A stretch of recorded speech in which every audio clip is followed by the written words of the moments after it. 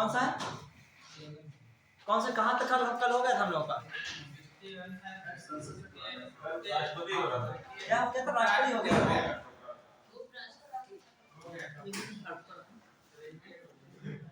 जो राष्ट्रपति तक हम लोगों ने, राष्ट्रपति तक खासकर कौन आर्टिकल, राष्ट्रपति नहीं हमारे समझ से मंत्रिपरिषद वाला तक हो गया था।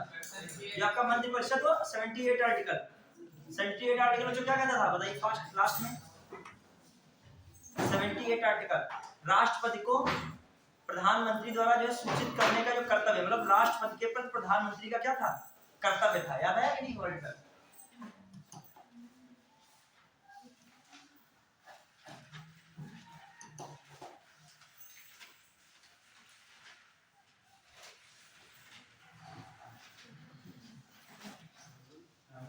हाँ ये हो गया था मुझे 395 तक खत्म करना, 2 ही 3 क्लास में क्या कर देंगे, इसको फिनिश कर देंगे।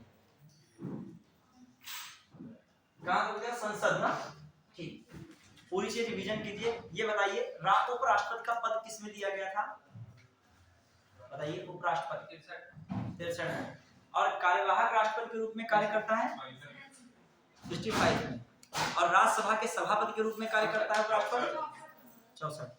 तो लास्ट टाइम सब फैक्चुअल चीज याद रखेगा, 63 64 65 दिमाग में इस टाइम बना रहना चाहिए। कौन 63 64 65, 63 क्या कर रहा हूँ, 63 63 उपराष्ट्रपति का पद, फिर 64 वो राज्यसभा का पदेन सभापति होता है, प्लस 65 कौन है, जो कार्यवाहक राष्ट्रपति के रूप में कार्य करता है। ये 3 आर्टिकल बहुत इंपॉर्टेंट है, क्लियर। अब आ जाइए, और वो शपथ किस आर्टिकल का लेता था उपराष्ट्रपति, बताइए, उपराष्ट्रपति के बारे में क्या पढ़े थे, आपका देखो कहां से हम लोग सोचे, निर्वाचन भी याद किया किसमें था, 66 में। उपराष्ट्रपति की पदावधि है देखो 69 में शपथ था, 69 में। ये सब चीजें बच्चों क्लियर रखिएगा ना हो जाएगा कंफ्यूज। 69 में क्या है, उपराष्ट्रपति का शपथ या प्रतिज्ञा, ठीक है। फिर आइए, हाँ, और देखो 66 में क्या था, निर्वाचन, वही निर्वाचन तो जानते ही उपराष्ट्रपति का कौन भाग लेता है, दोनों सदनों के कुल सदस्य। कभी कभी क्वेश्चन आता है राष्ट्रपति के निर्वाचन में कौन भाग लेता है, कौन भाग नहीं लेता है लेकिन महाभियोग प्रक्रिया में भाग लेता है, और कौन राष्ट्रपति के निर्वाचन में भाग लेता है लेकिन किसमें भाग नहीं लेता है, हटाने में भाग नहीं लेता है। ये भी बताइए, समझ पाए हमारी बात को? हाँ सही दिमाग लगा रहे, समझे कि नहीं? देखो जो थोड़ा सा दिमाग में जो डालोगे, ये क्वेश्चन आता है इससे घुमा के सेंटेंस लिखता है ऐसे। देखिए राष्ट्रपति का निर्वाचन जानते हो कौन भाग लेगा, लोकसभा और राज्यसभा के सभी निर्वाचित सदस्य लेते हैं, उधर विधानसभा और विधान केवल सभी राज्यों की विधानसभा के निर्वाचित सदस्य। अब जब राष्ट्रपति को हटाना होगा तो कौन भाग, तो कैसे हटेगा, महाभियोग प्रक्रिया द्वारा। और महाभियोग प्रक्रिया में संसद भाग लेगी, संसद के अंतर्गत लोकसभा के सभी सदस्य और राज्यसभा के भी सभी सदस्य। जो मनोनीत सदस्य होते हैं वो बनाने में तो भाग नहीं ले रहे हैं लेकिन हटाने में भाग ले रहे हैं। अब मैं कह रहा था बनाने में भाग लेते हैं लेकिन हटाने में भाग नहीं ले रहे, वो कौन है, विधानसभा के सदस्य। समझ रहे, थोड़ा सा समझिएगा। अब संसद से हटेगा ना कि विधानसभा के, वहां सदस्य क्या देंगे, आगे वोटिंग करेंगे। समझ पाए बात कि नहीं? चलिए बेसिक बातें होती समझिएगा। वहां लैंग्वेज बेस्ड क्वेश्चन आते, देखो एक मैं करता प्रधानमंत्री के क्या कर्तव्य, ये कह रहा था कौन सा आर्टिकल 78। अब ये संसद में फटाफट करते जाएगा। संसद ये टारगेट है 151 तक बिल्कुल रिवाइज करते हुए पूरे पॉलिटी को रिवाइज, मतलब केवल ये नहीं करना है केवल तैयारी करना, लिखना पड़े, कुछ एक्स्ट्रा लिखना पड़े। कल तो हम आर्टिकल 1 से 5 तक बताने में इतना टाइम लग गया, उसके चक्कर में क्या क्या हो गया, पूरे राज्यों की स्थापना हो गई, बहुत सारे संशोधन हो गए, बहुत चीजें हो गई। अब इसमें ये कौन सा आपका है, फटाफट बताइएगा। हाँ संसद का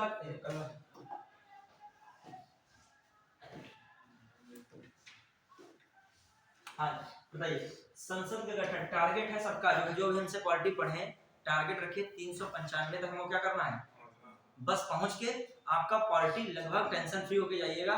लगभग आप हर एक क्षेत्र में क्या होते होंगे, जानते होंगे। यदि आपने एक्सपीरियंस के साथ पढ़ा होगा तो लगभग हर चीज में क्या कवर कर ले जाएंगे। ठीक, केवल आर्टिकल रटना नहीं है, उसमें तो बहुत ऐसी चीजें हैं, संक्षेप में दे दिया, बातें खत्म कर दिया। और एक बार अपने आप बैठिएगा और उसको सारे आर्टिकल के बारे में अपने आप लिखते जाए, कितना हम जानते हैं सबके बारे में। क्लियर? अब आइए इसी में, ये संसद का गठन, संसद गठन से क्या समझते हो? बताइए संसद गठन, लोअर हाउस है और अपर हाउस। संसद गठन में बताइए संसद का मेन काम क्या है, पहले बताइए कौन है, एक लोकसभा है और कौन है राज्यसभा है और कौन है राष्ट्रपति मतलब प्रेसिडेंट। ठीक है, लोकसभा हो गई और राज्यसभा है और कौन है प्रेसिडेंट है। अब बताइए इसमें जो आपका कौन एक हिस्सा का प्रेसिडेंट, प्लस बताइए इसका कार्य क्या है, संसद का क्या कार्य है, कानून बनाना है। ये किसका काम कर रही है, विधायिका का। ऐसे किसका काम कर रही है, विधायिका। कौन सा ऐसा देश है जिसकी विधायी राजधानी है, न्यायिक राजधानी है और प्रशासनिक या कार्यकारी राजधानी, विश्व का देश बताइए। नहीं, वो दक्षिण अफ्रीका। दक्षिण अफ्रीका, याद रखिएगा। उसकी कौन कौन राजधानी है, 3। जो हमारे संपर्क में जो बच्चा रहता है, मतलब हमसे पढ़ता रहता है, उसकी हर चीज क्या रहती है, ब्लू फाउंटेन। जो हमसे मतलब पढ़ता रहता है, पूछता रहता है, उसकी जीएस अपने आप क्या हो जाती है। इसमें से हम बता दें, कुछ बच्चों ने जो है मतलब लगे रहते हैं, इनसे पूछा भी करते हैं, लगातार पढ़ते रहते हैं, संपर्क में रहते हैं, उनकी जीएस आपको तेज मिल जाएगी। फिर जब पहले हम नहीं थे, अब यहाँ पहले के बाद हम हैं। जब उनको हमने वो रूप भी देखा है जो उनको क्या था, नॉर्मल कुछ नहीं आता था, अब वो रूप भी देख रहे हैं जिनको लगभग क्या चीजें आ रही हैं। ठीक है, हम नाम नहीं बोलेंगे तो वो लड़का कॉन्फिडेंस में ज्यादा आ जाएगा। कुछ स्टूडेंट हैं, हमेशा संगत करनी तो शिक्षक की करो, किसी करो। शिक्षक आपको डिसिप्लिन में रखेगा। डिसिप्लिन मतलब वो आप जहाँ भटक रहे होगे तुरंत आपको टोक देगा, डांट, बुरा लगेगा, आपको बुरा भूल लगेगा उस समय, जब टोक देंगे तुरंत उसी समय तुमको बुरा लगा, तुम बहुत तेज बर्थडे मनाने जा रहे होगे, बहुत तेजी से खुशी में हम मना कर देंगे, क्यों बर्थडे इतना पैसा खर्च कर रहे हो माँ बाप का, क्या अभी कौन सी खुशी है तुम्हें बताओ। तुम्हें बहुत बुरा लगेगा अंदर से। ठीक है, और अगर बाद में मना तो लोगे, उस दिन हमारी बात को नहीं सुनोगे, लेकिन बाद में कभी अंतरात्मा से सोचोगे सर क्या कह रहे थे, अभी क्यों मनानी, क्या खुशी है, मान 50 लोगों को खाना खिला रहे बैठ के, यदि आपके पास पैसा है, यदि आपके गार्जियन मनाना चाह रहे हैं तो मनाइए, लेकिन यदि गार्जियन आपके तंगी से गुजर रहे हैं, आप क्या बना रहे हो, होटल में 100 लोगों को खाना खिला रहे हो। ये मन तो सबका होता है, लेकिन इसके लिए आपको भी क्या करना है, पिक्चर हॉल बहुत नजदीक है सीतापुर से, 100 रुपए का टिकट चल रहा है इस समय, कोई देख सकता है जाके। लेकिन अभी वहां तक पहुंचने के लिए मंजिलों तुम्हें क्या करता है, सफर क्या करना है, तय करना है वहां तक पहुंचने के लिए। इसलिए तो 5 रुपए काटो करो पहुंच जाओगे, लेकिन वहां तक पहुंचने कई रात गुजारनी है आपको, पढ़ने में कई चीजें आपको डेडिकेट करनी है, कंट्रोल करना है। यदि कोई मुझसे कहता है पिक्चर देखिए सर चल के, मेरा टिकट कटा लिया एक ने, मैंने कहा मैं नहीं जाऊंगा अभी, मेरे कुछ अपने आप से वादे रहते हैं, ऐसे नहीं पिक्चर, तुम भी अपने आप से कुछ वादे बनाओ कि ये नहीं तुरंत पहुंच गया पिक्चर देखने, कोई कह दिया खाली टिकट फ्री का खाना है, चलो पहुंच गए वहां टिकट पिक्चर, नहीं कभी नहीं। अपना प्लान जो भी करते हैं ना, फंस जाते हैं आगे जाके। फंसने का मतलब पढ़ाई से भटक जाते हैं। पिक्चर देखने जाओगे तुम्हारा माइंड डिस्ट्रैक्ट होगा क्या, होगा कि नहीं। मान लो एक दिन गया और फिर एक अगली रात, वो रात भी गई और दिन अगला दिन वो भी क्या है, पढ़ाई में मन नहीं लग रहा, पता नहीं पिक्चर का कोई सीन चल रहा है वहां, कोई मार काट कुछ भी चल सकता है। ठीक है, आइए संसद का गठन, लोकसभा, राज्यसभा, प्रेसिडेंट। ठीक है, देखिएगा विधायिका कार्य का है, इसका है, कोई भी प्रस्ताव आता है, प्रस्ताव क्या बनता है, कानून बनता है। तो प्रस्ताव की कानून बनता है, तो कौन कानून बनाता है, कौन बनाता है कानून, संसद। तो उसी संसद की बात हो रही है, इसी में लोकसभा आया था। अब आइए देखो लिखा है, राज्यसभा की संरचना किसमें है, 80 में। अब मुझे बताओगे राज्यसभा की संरचना 80 में है, तो राज्यसभा में कितने सदस्य हैं, ये भी कितने सदस्य हैं, इसको हटता कैसे डिलीट जो है, हाँ बताइए कितने सदस्य हैं, 250 मैक्सिमम रखे गए थे। कौन सा संविधान संशोधन था जिसे निर्धारित किया गया 250 से रहेगा, बताइए 84वां संविधान संशोधन था, कब था हुआ था ये, 2002 का, शायद किसका है। ठीक है, अब इसके तहत क्या हुआ था, 250 सदस्य मैक्सिमम राज्यसभा में हो सकते हैं। अगला जब परिसीमन वगैरह होगा तो बदले जाएंगे 26 में। तो इसमें वर्तमान में कितने हैं, 245, कितने हैं, 245 है। और इसमें कितने सदस्य, 12 सदस्य किसके हैं, 12 सदस्य मनोनीत। नॉमिनेट मेंबर कितने हैं, नॉमिनेटेड मेंबर कितने हैं, 12। फिर कितने नॉमिनेटेड मेंबर, 12। तो अब बताइए, तो याद रखिएगा 245 सदस्य, नॉमिनेटेड कितने, 12। अभी 12 सदस्य मनोनीत हैं, वो भी किस आर्टिकल में बताया गया है, 80। बच्चों याद रखिएगा ये किसमें बताया गया है 80 में। मैं सिंपल कह रहा हूँ राज्यसभा में अधिकतम 250 सदस्य हो सकते हैं, वर्तमान में 245 हैं, जिससे बच्चों 12 किससे संबंधित हैं, 12 नॉमिनेटेड है बाय प्रेसिडेंट द्वारा, और 12 जो मनोनीत है वो भी बात किसमें की गई है, आर्टिकल 80 में की गई है। और जो मनोनयन का आधार है, क्या आधार है वो भी बता दीजिए सब। जो आपका कौन है, लिटरेचर है, लिटरेचर हो गया, और कौन हो गया, साइंस हो गया, फिर कौन हो गया, आर्ट हो गया, और कौन हो गया, सोशल वर्क हो गया, कौन हो गया, सोशल वर्क हो गया। क्लियर, तो ये चीजें क्या है, आधार हो गया। क्लियर, अब आइए फिर से जो कहा जाए मनोनीत, यही लोग किसमें भाग नहीं लेते हैं, राष्ट्रपति के चुनाव में भाग नहीं लेते हैं। चलिए अब हम लोग आगे बढ़ रहे हैं, लोकसभा। तो आप रिवीजन भी पुराने से करते चलिए, 250 सदस्य, 233 इसके हैं, 12 उसके हैं, 12 जो मनोनीत सदस्य हैं किसमें दिया गया है, आर्टिकल 80 में। आधार क्या है, वही साइंस, आर्ट, लिटरेचर और सोशल वर्क। अब आइए एक और चीज, मनोनीत सदस्य जो लिए जाते हैं कहाँ, किस देश से ये प्रथा ली गई है, व्यवस्था आयरलैंड से। याद कर लीजिए 12 जो मनोनीत सदस्य राज्यसभा में ले जाएंगे, किस देश से ले जाएंगे, आयरलैंड से। किसे ले जाएंगे, आयरलैंड। ये भी याद कर चलिएगा। हाँ, फिर आइए लोकसभा की संरचना। अच्छा एक और चीज, जो संसद में लोकसभा राज्यसभा तो बनेगी, जो 2 सदन होंगे, ये किस अधिनियम द्वारा किस ब्रिटिश अधिनियम से आए थे, ये भी बताइए। देखो मैं बता रहा हूँ ना, जो क्लास में क्यों चल रहा है कि आर्टिकल चल रहा है, आर्टिकल नहीं चल रहा है, केवल पूरा रिवीजन चल रहा है, क्या और क्वालिटी का चल रहा है पूरा। अगर तुम्हारा एक हिसाब से अभी तक साल भर नहीं पढ़ा हो, इस समय हमसे पढ़ ले, फायदा मिल जाएगा उसको। नहीं, सच्चाई बता रहा हूँ, जो उस समय नहीं पढ़ा है क्लास में लेके अब इस समय आ जाए तो फायदा मिलेगा उसको लास्ट में। हाँ, किस अधिनियम द्वारा बच्चों पहली बार भारत में 2 सदनों की व्यवस्था हुई, वेरी गुड, 1900 बच्चे, 19 अधिनियम याद कीजिएगा, भूलिए मत, कंफ्यूज अभी मत हो। 1919 का जो अधिनियम आया था उसमें क्या कहा गया था, भारत में पहली बार कैसी व्यवस्था हुई, डबल हाउस। डबल हाउस मतलब 2 सदन की, वही कहा जाए राज्य में पहली बार 2 सदन डबल हाउस कब बना, 1935 अधिनियम। चलिए ठीक है, अब आइए दिमाग में पुरानी चीज रिकॉल करते चलिएगा, बढ़िया है। फिर ये दूसरा सदन अपने वहां कौन है, अच्छा एक सेकंड हो, राज्यसभा को क्या क्या कहते हैं, उच्च सदन कहते हैं, फर्स्ट हाउस कहते हैं, सेकंड हाउस कौन कहते हैं, अभी तुम लोग कंफ्यूज हो रहे हो। अच्छा देखिएगा, राज्यसभा का क्या है, सेकंड हाउस, ठीक है। फिर राज्यसभा का क्या बच्चों है, कैसा सदन है, उच्च सदन है, अपर हाउस है, क्या है, उच्च सदन मतलब अपर हाउस है। और क्या है इसमें बताइए, और क्या हो सकता है बताइए फटाक से। राज्यसभा को स्थायी सदन, परमानेंट हाउस कहते हैं, क्या कहते हैं, स्थायी सदन भी कहते हैं, क्या कहते हैं,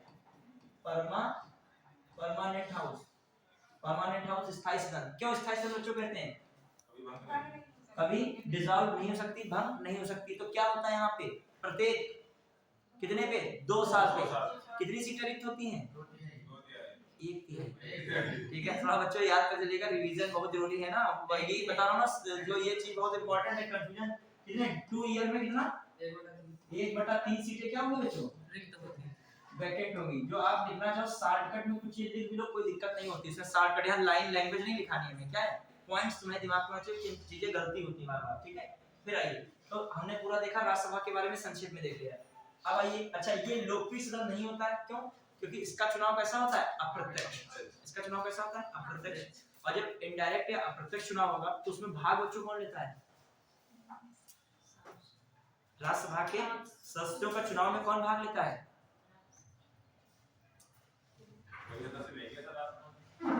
अरे वो कैसे ले लेंगे, हाँ विधायक, मतलब राज्यों की विधानसभा के सदस्य किसके चुनाव में भाग लेते हैं, राज्यसभा के सदस्य के चुनाव में। समझ रहे हैं कि नहीं, याद रखेंगे नहीं, क्वेश्चन आता है विधानसभा के सदस्य किनके चुनाव में भाग लेते हैं, हाँ विधानसभा के जो है सदस्य, विधानसभा के सदस्य किनके चुनाव में भाग लेते हैं, एक राष्ट्रपति हो गया, दूसरा कौन हो गया, राज्यसभा के सदस्य। क्लियर, आगे बढ़ रहे हैं लोग। अब आइए ये आगे 81, अब लोकसभा के बारे में आइए, किसमें मान है लोकसभा, बताइए फटाक से, लोकसभा के बारे में बताइए। सबसे पहले लोअर हाउस या निम्न सदन, क्या था बच्चों हम लोग पढ़ाया था हमने, अस्थायी अलोकप्रिय। इसमें तो लोग चुन के बच्चे, इसमें लोग चुन के लोग पहुंचते हैं, अगर चुनते हो आप तो वो लोकप्रिय होगा या अलोकप्रिय। तो ये कौन सा होगा? आप चुन के भेज रहे हो तो मतलब कैसा सदस्य होता है? लोकप्रिय सदस्य। तो ये लोकप्रिय सदन कहलाता है। क्या कहलाता है? लोकप्रिय सदन। लोग जो है लोगों का सदन या लोकप्रिय सदन, लोगों का सदन लिख लीजिएगा। ये लोगों का सदन नहीं है, सदन है ऐसा लोग ही सदन बताया। लोगों का सदन मतलब peoples of house, your peoples house, ठीक है? हाउस ऑफ पीपल जिसे कहते हो, हाउस ऑफ पीपल। फिर आइए, ये अस्थायी क्यों है? क्योंकि ये खासकर 5 वर्ष पर क्या हो जाता है, इसको भंग कर देता है, डिसॉल्व। किसके द्वारा डिसॉल्व किया जाएगा? प्रेसिडेंट द्वारा। किसकी सिफारिश पर जाता है? पीएम की सिफारिश पर। समझ रहे कि नहीं? तो इसलिए कैसा जो है ये नॉन परमानेंट हाउस है। फिर बताइए लोकसभा के बारे में, कितने कुल सदस्य होते हैं लोकसभा में? 552 रखे गए, मैक्सिमम कितने रखे गए? अब लेकिन इस समय 550 ही रखिए, क्योंकि 2 हट चुके हैं। तो कितने इस समय हो सकते हैं अधिकतम? 550। वर्तमान में कितने हैं अधिकतम? 550 हो सकते हैं। अब 552, लेकिन 2 जो एंग्लो इंडियन थे उनको क्या कर दिया गया? तो अब मैक्सिमम कितने हो सकते हैं? 550। लेकिन वर्तमान में कितने हैं? 543। वर्तमान में कितने बच्चों सदस्य? ठीक है, याद रखिए, छोड़ लीजिए, कंफ्यूज ना होइएगा। अब बताइए, अब आइए कुछ बताइए लोकसभा वाले राज्यों को। हमने लोकसभा के राज्य भी बताए थे, ठीक है? लोकसभा के राज्यों की सीट्स कुछ राज्यों की बता दीजिए, ज्यादा वाले। आपका जो लोकसभा की सीट मैंने बताई थी, सबसे पहला कौन है? यूपी। बच्चों कितना है? 80 सीट है। पहले महाराष्ट्र आइए, महाराष्ट्र में नहीं है, 48 सीट होती है कि महाराष्ट्र में। फिर आइए सेकंड पे कौन है? कहाँ की? 42 है, 42 है। फिर बिहार कितनी हो गई? तमिलनाडु। तमिलनाडु की बच्चे कितनी है? 39 है, ठीक है? याद रखिएगा, कुछ इंपॉर्टेंट है और कुछ आप याद रखिएगा। गुजरात है, जैसे गुजरात में आपको कितने हैं? और राजस्थान है 25 है, ठीक है? एमपी की याद रखिएगा, एमपी कितनी है? सीट तुमको याद है लेकिन जो हाँ, ठीक है। तो हाँ, और कोई मन में तुम्हारा इंपॉर्टेंट लग रहा है? Andhra Pradesh, very good. आंध्र प्रदेश की कौन है? ये बहुत अच्छा दिमाग, तुम लोग दिमाग लगाओ, रिकॉल करोगे, तुम लोगों को सब पढ़ाया गया है। इतना आंध्र प्रदेश नहीं, इसकी 25 ही है। आंध्र प्रदेश 25 है, सेम, सही है, हाँ सेम है। हाँ, अब बताइए असम कितनी सीटें हैं? असम कितनी सीटें हैं? 14 है। कितनी है असम? 14 सीट, ठीक है? याद रखिएगा असम। राज्यसभा में 7 है। चलिए, इस समय हम लोगों ने किसकी बात करी? समझ रहे हैं कि नहीं? मेन स्टेट की राज्यसभा लोकसभा सीटें भी रिवीजन में रखिएगा दिमाग में, क्लियर? कम से कम इतनी सीट तो पता ही होनी चाहिए आपको, टॉप स्टेट्स की और कुछ खास स्टेट हैं, ठीक है? अब आ जाइए, हम लोग हटाएं, ये लोकसभा के बारे में जानेंगे। और क्या लोकसभा के बारे में इंपॉर्टेंट बातें हैं, बता दीजिए। हाँ, राजस्थान क्या रखे? 25 है, गुजरात से 1 कम है, ठीक है? गुजरात से 1 कम है। अब आइए, संसद का गठन हो गया, राज्यसभा की संरचना हो गई, लोकसभा की संरचना हो गई। लोकसभा कैसा हाउस है? First house, second house? First house. तो ये तो क्लियर है ना, ठीक है? हाँ, अब आइए, प्रत्येक जनगणना के पश्चात पुनः संयोजन कहा गया है, लेकिन हो नहीं पाता है पुनः संयोजन। फिर ये आइए, दोनों संसदों की क्या है? इंपॉर्टेंट आर्टिकल, बच्चे पढ़ते नहीं है, पेपर कठिन बनता है तो ऐसे ही आर्टिकल पूछता है। दोनों संसद के सदनों की बहुत इंपॉर्टेंट है ये, क्यों? क्योंकि इस समय चर्चा चल रही है एक देश एक चुनाव। तो जो एक चुनाव वाली प्रक्रिया होगी तो किसमें संशोधन करना पड़ेगा? 80। मान लीजिए वो एक समय बनाया जाएगा तो इसमें जो पहले चलता आ रहा है वो क्या होगा? फिर संशोधन होगा उसमें। फिर तो याद रखिएगा, ये इसलिए इंपॉर्टेंट बन जाता है कि मुद्दा का करंट क्या आता है? एक देश एक चुनाव। तो ये आपका आर्टिकल 83 कहता है दोनों सदनों की अवधि के बारे में बता रहा है, ठीक है? फिर याद रखिएगा, संसद की सदस्यता के लिए अर्हता, ये भी पढ़ते नहीं जनरली बच्चों, लेकिन इसको भी याद रखिएगा। संसद की सदस्यता के लिए क्या अर्हता, क्या योग्यता होनी चाहिए? बताइए, पहली योग्यता क्या होनी चाहिए? भारत का नागरिक हो। दूसरा, आयु, यदि वो लोकसभा से है और यदि वो राज्यसभा से, यदि वो कहीं का भी नहीं है। अपने वहां जानते सदस्य, संसद सदस्य क्या हो सकते हैं? या फिर आप क्या लोकसभा संसद सदस्य के लिए क्या होता है बताइए? कोई भी ऐसा व्यक्ति भी क्या बन सकता है? संसद का सदस्य बन सकता है। वो क्या चुनाव मतलब न लोकसभा से हो क्या हो न राज्यसभा से हो, सीधे वो बन गया सदस्य जाके क्या हो गया, मतलब राज्यसभा से मनोनीत कर दिया गया। या फिर क्या हो सकता है मतलब सीधे, अच्छा मंत्री में हो सकता है, इसमें नहीं रखे, मंत्री में सीधे बन सकता है, लेकिन वो अपने आप बाद में क्या ले लेगा, सदस्यता 6 महीने के लिए ले लेगा। अब बताइए इसमें, हाँ बताइए इसमें कौन लोकसभा से कितनी एज होनी चाहिए योग्यता के लिए, ये भी योग्यता में आएगा 25 ईयर। अगर राज्यसभा से कितनी होनी चाहिए 30 ईयर, ये योग्यता में आता है।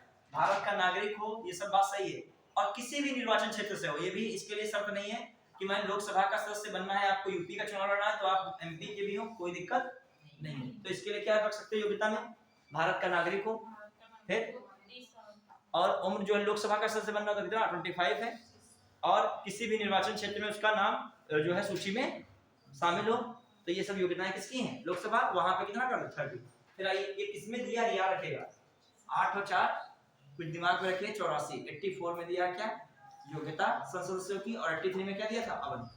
अब आइए बाद में देखूंगा कि पूछता हूँ बीच से, तो लोग जो रिकॉल कितना बढ़िया करते हैं, बहुत एक्टिव होकर पढ़ाई कीजिएगा, रिकॉल भी देखते हैं कितना क्या किया जाता है यहाँ से। 85 में ये इंपॉर्टेंट, संसद के सत्र, सत्र अवसान, प्रोरोगेशन, और क्या डिसॉल्व मतलब विघटन। इंपॉर्टेंट क्या क्या बातें हैं, ये 85 बहुत इंपॉर्टेंट है। संसद के सत्र बताए थे मैंने, कितने होते हैं, अभी से बोल रहे तुम लोग, 3 सत्र होते हैं, ठीक है। हाँ बताइए कौन सा होता है, पहला समर सेशन, फिर कौन सा दूसरा विंटर बजट, और आपका कौन होगा मानसून। सबसे बड़ा सत्र कौन होता है, समर, ग्रीष्म सत्र सबसे बड़ा सत्र होता है। इसी में क्या आता है, इसी में क्या आता है बच्चों, बजट कब आता है, फरवरी में आता है। और इकोनॉमिक सर्वे कब आता है,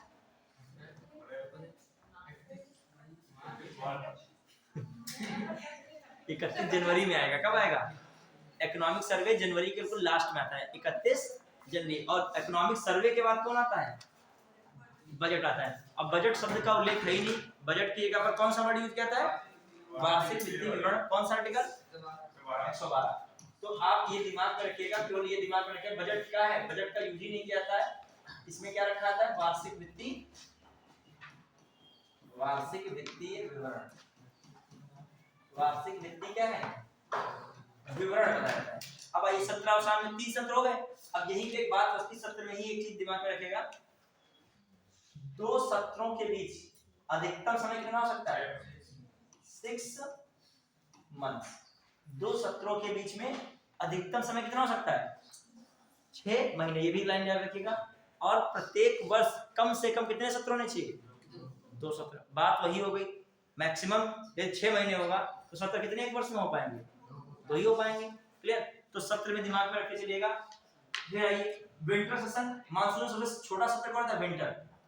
फिर मानसून उससे बड़ा, सबसे बड़ा कौन है, समर, ठीक है, कौन है, समर। अब आइए समर सेशन, जिसमें आपको लगेगा फरवरी में बजट आ रहा है, फरवरी में तो यहाँ ठंड हो रही है, लेकिन रियल में क्या है, वो रियल में समर में ही बजट आपका, सेशन समर ही है, लेकिन मौसम आपके उधर उत्तर भारत में कैसा होता है इस समय, फरवरी में ठंड होती है, 31 जनवरी में क्या होगी, ठंड होगी। और लेकिन जो वो आएगा क्या आपका, यदि इकोनॉमिक सर्वे भी कहा जाए किसमें आता है, समर सेशन। तो कंफ्यूज ना होइएगा, वो ये ना सोचना कि 1 फरवरी विंटर ही है तो बजट किसमें आता है, विंटर सेशन में आएगा। क्लियर, अब आ जाइए फिर 86 वाला, बहुत इंपॉर्टेंट है, 85 86 तो बहुत इंपॉर्टेंट, कई बार जिक्र हुआ है।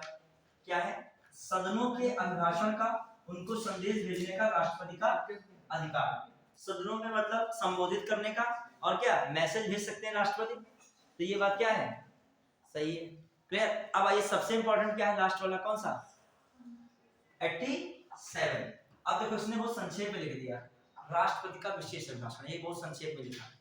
ये बात ऐसा नहीं है, इसमें राष्ट्रपति का विशेष अभिभाषण कब होगा, याद कीजिए मैंने लिखा था, सास लिखा था सेशन, फिर एड्रेस मतलब संबोधन, और एस फॉर दूसरे एस फॉर स्पेशल सेशन, मतलब सेशन, एड्रेस, और फिर स्पेशल सेशन जो है, स्पेशल सेशन मतलब सत्र, संबोधन और विशेष सत्र। तो ध्यान में ना सास का मतलब, तो 85 86 और 87 याद रखो कुछ। अब बताइए, जो बता रहे सही बता रहे थे, बताइए विशेष सत्र, जो विशेष अभिभाषण किसमें होता है, यही लोकसभा में या तो ये सत्र के पहले या तो दोनों सत्रों में जब वायदा कलेक्ट हो जाता है कौन दिखती है ना तो बोलते हैं बैठक होती है।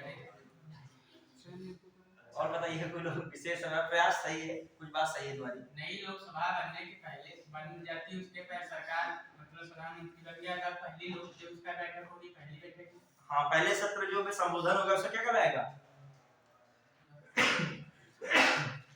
मतलब क्या है, नई लोकसभा के बनने के बाद जो पहला सेशन होगा उसमें राष्ट्रपति द्वारा जो संबोधन दिया जाएगा उसे क्या कहेंगे, विशेष संबोधन। और दूसरी कंडीशन क्या है बताइए, नहीं दूसरी कंडीशन क्या है बताइए। प्रत्येक नए वर्ष पर जो पहली बैठक होगी, प्रत्येक नए वर्ष पर जो पहली बैठक, अभी जनवरी में जो पहली बैठक हुई तो उस पर भी क्या करेगा, राष्ट्रपति जो संबोधन देगा वो क्या कहलाता है, विशेष अभिभाषण या विशेष क्या क्या संबोधन कहलाता है। समझ पाए कि नहीं, मतलब नई लोकसभा के बनने के बाद पहली बार जब देगा अभिभाषण या संबोधन करेगा तो भी क्या कहा जाएगा, विशेष, ठीक है, संबोधन। और दूसरी बात के साथ क्या है, प्रत्येक वर्ष का जो पहली बैठक या पहला उसी सत्र होगा तो उसका संबोधन क्या कहलाएगा, विशेष अभिभाषण। समझ पाए कि नहीं, दोनों चीजें, पहली बात सही बता रहे, दूसरी वाले में कंफ्यूज हो रहे थे। आइए 88 क्या है, इंपॉर्टेंट है, सदनों के बारे में मंत्रियों महान्यायवादी के क्या है, अधिकार है, ठीक है। मंत्रियों के भी बहुत अधिकार होते हैं और महान्यायवादी के भी अधिकार। कार्यवाही में भाग तो लेते हैं मंत्री हो या महान्यायवादी हो, लेकिन उसमें क्या नहीं कर सकते, मंत्री तो आपका वोट कर सकता है लेकिन महान्यायवादी वहां पर वोट नहीं कर सकते। याद रखिएगा, महान्यायवादी ऐसा पद है जो क्या कर सकता है, कार्यवाही में सदन की भाग ले सकता है, बोल भी सकता है, लेकिन क्या नहीं कर सकता है, मत नहीं दे सकता। मत इसलिए नहीं दे सकता क्योंकि उसका सदन का वो सदस्य नहीं है। क्लियर। अब बताइए हमें 88 याद रखोगे, अधिकार की बात हो रही है मंत्रियों की और किसके, महान्यायवादी होंगे। अब अभी ये पूछेंगे 90 तक हो जाएंगे तब ये पूछेंगे तुमसे। फिर आइए अब देखो, अब ये पूछ रहे हैं कि अब आपका राज्यसभा वाला सभापति वगैरह सब शुरू हो गया। अब बताइए कितने आर्टिकल हमने पढ़ाए हैं, मेन कहां से शुरू किए थे हम लोग, 80 से 79 शुरू किए थे। 79 वाला बताइए फटाक से क्या था, 79 क्या था, संसद का गठन। संसद का गठन जानिए क्या किससे होता है, लोकसभा, राज्यसभा और राष्ट्र से। क्लियर। संसद द्विसदनी भारत में पहली बार कब बनी थी, 1919 के एक्ट में, ठीक है। और राज्य में द्विसदनी कब बनी थी, 1935 के एक्ट में। तो इस समय सदन में संसद हो गए, दो पार्ट हो गए, एक लोकसभा राज्यसभा। फिर 80 क्या कहता है, राज्यसभा। फिर 81 क्या कह रहा था, लोकसभा गठन। फिर 82 क्या कह रहा था, समायोजन में मतलब नहीं है। आप लोग ईमानदारी रखो। हाँ 83 वाला हम देख रहे हैं, सबकी निगाहें कहाँ पे उस पे चल रही हैं, क्या चल रही है। हम खड़े हो गए, तुम ईमानदार तो बोले। 83 बच्चे क्या है, देखो दोनों सदनों की अवधि, यदि चुनाव, एक देश एक चुनाव होगा तो बदलाव किसमें किया जाएगा, 83 में। फिर 84 क्या कह रहा था, इंपॉर्टेंट 84 क्या कह रहा है, योग्यता है। याद रखिएगा 83 84 बच्चे याद नहीं रखते, 83 84 आपको एक्स्ट्रा याद रखना है। क्या 83 में क्या अवधि है, 84 में क्या है, योग्यता है। 85 86 87 तो यादें रहेंगे, 85 संबोधन और सेशन, और फिर 86 संबोधन, 7 से याद रखोगे, ठीक है। हाँ, और जो है 87 स्पेशल एड्रेस, और 88 क्या है, संसद के मंजूर महान्यायवादी का अधिकार। जब क्या होता है, जब कोई चीज पूछो बड़ा मुस्कुराते बच्चा देखता भी रहता है, उधर भी देखता है, कॉन्फिडेंस है, कॉन्फिडेंस हाई लेवल का होना चाहिए। यदि मरे मरे कौन तो लगेगा कि इनको आता नहीं है, ठीक है। जैसे जब आप हार भी जाओ तो जीतने वाले से मिलो तो कॉन्फिडेंस से मिलो, समझ रहे हो कि उसको नहीं, हाँ बिल्कुल, सुनो कोई टेंशन उसको मत लगने दो, क्योंकि आप यदि वो आपको बस दुखी देखना चाहता है, हारा हुआ महसूस करना चाहता है, आप जो है अपने को महसूस ही ना दो, तो जीत के भी क्या बनता है, फाइनली हार। वो रात को सोचता है कौन सी ऐसी हार की इनकी उनको हराया जाए कि दुखी हो पाए।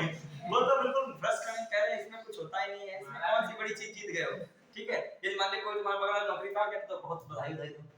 यदि वो ज्यादा आपको डिमोटिवेट करने लगे कि ऐसे नौकरी नहीं मिलती है, बहुत ये करना पड़ता है, तो नौकरी ही तो है तो फाइनली क्या ये नौकरी ही है, ठीक है। तो बस आप जो है इससे आप अच्छी भी तैयारी कर सकते हैं, आप इस योग्य नहीं, आप तो जो है क्या पीसीएस के योग्य हैं, तो क्या आप नहीं है तो बता दीजिए कि लगे हैं, मतलब ये नहीं उसके सामने बिल्कुल आप हताश हो गए, यार कैसे हो गए भैया, हम कैसे हो पाएंगे। नहीं वो तुमको समझ रहे हो ना, वो डिप्रेशन देने लगेगा, ठीक है। फिर या अच्छा व्यक्ति होगा तो सपोर्ट करेगा, अच्छा व्यक्ति भी, आप अच्छे व्यक्ति के करीब रहोगे तो क्या करेगा, आपको कहेगा कि देखिए भैया मेरे से नोट्स ले लीजिएगा, मैं जो है मैंने ये पढ़ा है, ये बुक का तुम यूज करो, कुछ नंबर बढ़ जाएंगे तुम्हारा, कुछ ही नंबर से मान रहा, ये मान सपोर्टिव वाला सिस्टम होगा। और जो खतरनाक तरीका वाला होगा तो समझते हो अपना। और संख्या किसकी ज्यादा अच्छी रहती है बताइए? क्योंकि वो इसीलिए तो नौकरी पाया, सैलरी तो बाद में पाएगा, पहले आपको क्या दिखाएगा? हाँ आइए, ऐसा भी बहुत लोग अच्छे भी होते हैं। 89 पे आ जाइए। हाँ, आप लोग किसमें श्रेणी में हो? आप लोग किस श्रेणी में? सफलता मिल जाए तो आप बगल वाले को क्या दिक्कत करोगे? ये बदला ले लोगे तुरंत। कहोगे हाँ तुम भी थे, ठीक है। अब ये इंपॉर्टेंट है, राज्यसभा का सभापति उपसभापति बहुत इंपॉर्टेंट है। राज्यसभा का सभापति उपसभापति, अब देखिए कल बात कर रहे थे सभापति उपसभापति की, तो सभापति तो आपका कौन हो जाएगा तुरंत? उपराष्ट्रपति को कौन आर्टिकल कह रहा है? 64 कह रहा है, भूल गए क्या? राष्ट्र उपराष्ट्रपति क्या होता है? राज्यसभा का सभापति होता है, वो कौन सा आर्टिकल था? 64। और ये कह रहा है राज्यसभा का सभापति होगा और उपसभापति होगा, ये बता रहा है किसके बारे में? राज्यसभा के बारे में। राज्यसभा का क्या होगा? सभापति होगा और क्या होगा? उपसभापति होगा। 64 कहता है राज्यसभा का सभापति कौन होता है? जो भारत का उपराष्ट्रपति होता है, ठीक है। फिर आइए 90, उपसभापति का पद रिक्त होना। अब देखो सभापति यहाँ कुछ नहीं लगाया, कौन रखा है? उपसभापति का पद रिक्त होना, पद त्याग करना और पद से क्या करना? हटाया जाना। ये किसमें है? मतलब कुल मिलाकर पद से वो क्या हो रहा है? उपसभापति का नहीं रह रहा है, चाहे वो त्याग करे, चाहे वो क्या करे? रिक्त करे, और चाहे वो क्या करे? उससे हटाया जाए। क्लियर? तो ये रिक्त की बात किसमें है? 90 में। और 89 में क्या है? उपसभापति और सभापति, ठीक है। फिर आइए अभी मैं पूछूंगा, मैं सामने खड़ा हो जाऊंगा, पूछो तुमसे। फिर आइए 91 में सभापति के कर्तव्यों का पालन करने या सभापति के रूप में कार्य करने की उपसभापति या अन्य व्यक्तियों की शक्ति। ये भी पढ़ सकते हो, सभापति के कर्तव्यों का पालन करने तथा सभापति के रूप में कार्य करने की उपसभापति या अन्य व्यक्तियों की शक्तियां। सीधी बात है, किसके? देखिए सभापति के पद के कर्तव्यों का पालन करने या सभापति के रूप में कार्य करने की उपसभापति की शक्ति। सीधी बात है, सभापति के रूप जब नहीं होंगे तो उपसभापति उनकी जगह पर क्या करेगा? कार्य करेगा। तो उनकी शक्ति किसमें बताई गई? 91। फिर ये 92 इतना इंपॉर्टेंट नहीं है। जब सभापति और उपसभापति को पद से हटाने का कोई संकल्प विचाराधीन है तब उसका पीठासीन का न होना। जब सभापति है और उपसभापति को पद से हटाए जाने का कोई संकल्प क्या विचाराधीन है, तब उस समय कोई भी उस समय क्या ना होना, मतलब उस समय कोई भी वहां पे हेड ऑफ हाउस का ना होना। ये बताया कि इंपॉर्टेंट तो नहीं है। अब इसमें इंपॉर्टेंट कौन था? 89 और कौन था? 90। 89 और 90 इंपॉर्टेंट था। एक था उपसभापति होगा और एक क्या होगा? सभापति होगा। दूसरा क्या था? उपसभापति का पद रिक्त होना, हटाया जाना और क्या देना है? या उनके द्वारा इस्तीफा दे देना, पद त्याग करना। भाई आइए अगला 93 और 94 बहुत पूछा आता है, आपसे पूछ सकता है लोकसभा स्पीकर का पद किसमें है? किसमें है? लोकसभा अध्यक्ष प्लस और उपाध्यक्ष। लोकसभा का अध्यक्ष जानते हैं, उन्हीं में से लोकसभा में से ही क्या होता है? सदस्य होता है। जबकि राज्यसभा का सभापति उन्हीं में से सदस्य नहीं, वो कौन होता है? भारत का उपराष्ट्रपति। समझ रहे हैं इस बात को? फिर आइए उपाध्यक्ष भी उन्हीं में से एक सदस्य होता है, जबकि उपसभापति, वो बात सही है, राज्यसभा का उन्हीं में से क्या होता है? एक सदस्य होता है। ये बताइए लोकसभा अध्यक्ष। अब इसी में वही बात लिखी, वहां पर देखो केवल उपसभापति लिखा था, यहाँ पर क्या लिखा है? अध्यक्ष उपाध्यक्ष का पद रिक्त होना, पद त्याग और पद से हटाया जाना। तो इसमें जो है 94 हो गया, याद रखिएगा। 93 94 और वो कौन था? 89 और 90। अब 93 में क्या है? लोकसभा का अध्यक्ष होगा और उपाध्यक्ष होगा। फिर लोकसभा का अध्यक्ष और उपाध्यक्ष का पद किसी प्रकार क्या हो जाए? रिक्त हो जाए, या फिर खुद त्याग दें, या फिर उनको क्या किया गया हो? हटाया गया। फिर आइए अब देखो, ये आपके जो आर्टिकल है, अब देखिए इसमें और लिखा है अध्यक्ष के पद के कर्तव्यों का पालन करने या अध्यक्ष के रूप में, ठीक है, अध्यक्ष के रूप में कार्य करने की उपाध्यक्ष की शक्ति। अध्यक्ष के पद के कर्तव्यों का पालन करने या अध्यक्ष के रूप में उपाध्यक्ष के कार्य करने की शक्ति। तो आपका कौन था? 93, फिर कौन? 94 और फिर कौन आया है? 95, ठीक है। वहां पे कौन था? 89 90 और कौन? 91। याद करिए वो 3 वाली बात है। एक था वो भी तो था 93 में, 92 91 में। अब आइए 93 तो 93 94 95 95 हो गया 96। एक अध्यक्ष उपाध्यक्ष को पद से हटाने का कोई मतलब नहीं इसका। 97 सभापति और उपसभापति अध्यक्ष और अध्यक्ष के वेतन और भत्ते इंपॉर्टेंट है, ये बात याद रखिएगा। किसमें है? सभापति उपसभापति अध्यक्ष और उपाध्यक्ष के वेतन और भत्ते किसमें दिया गया है? 97 में। बजट बहुत इंपॉर्टेंट है। संसद का सचिवालय पूछा था किस आर्टिकल में है? संसद का सचिवालय 98 में। फिर 99 सदस्यों द्वारा शपथ या प्रतिज्ञा, इनकी योग्यता के बारे में किसमें था? संसद के सदस्यों का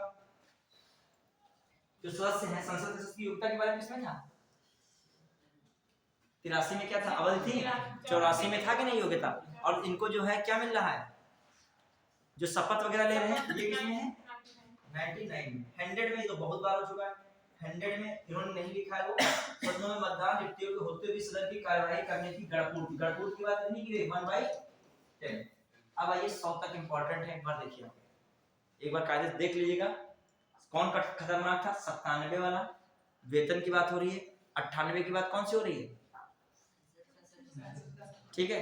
फिर आइए 99 में कौन सी बात हो रही है? शपथ या प्रतिज्ञान। और 100 में बात हो रही है कोरम की। किसकी हो रही है? कोरम की। अब मुझे बता दें थोड़ा सा, देखो एक बात इसमें आ गई कि अध्यक्ष है लोकसभा का और वहां पर क्या है? राज्यसभा का सभापति।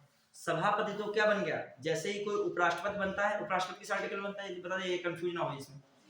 63 में वो अपने आप पदेन सभापति बन जाता है। किस आर्टिकल के तहत? 64। और सभापति का और उपसभापति का पद दिया है किस आर्टिकल में? 89 में। क्लियर? फिर क्या कहा जा रहा है? उपसभापति को क्या करना?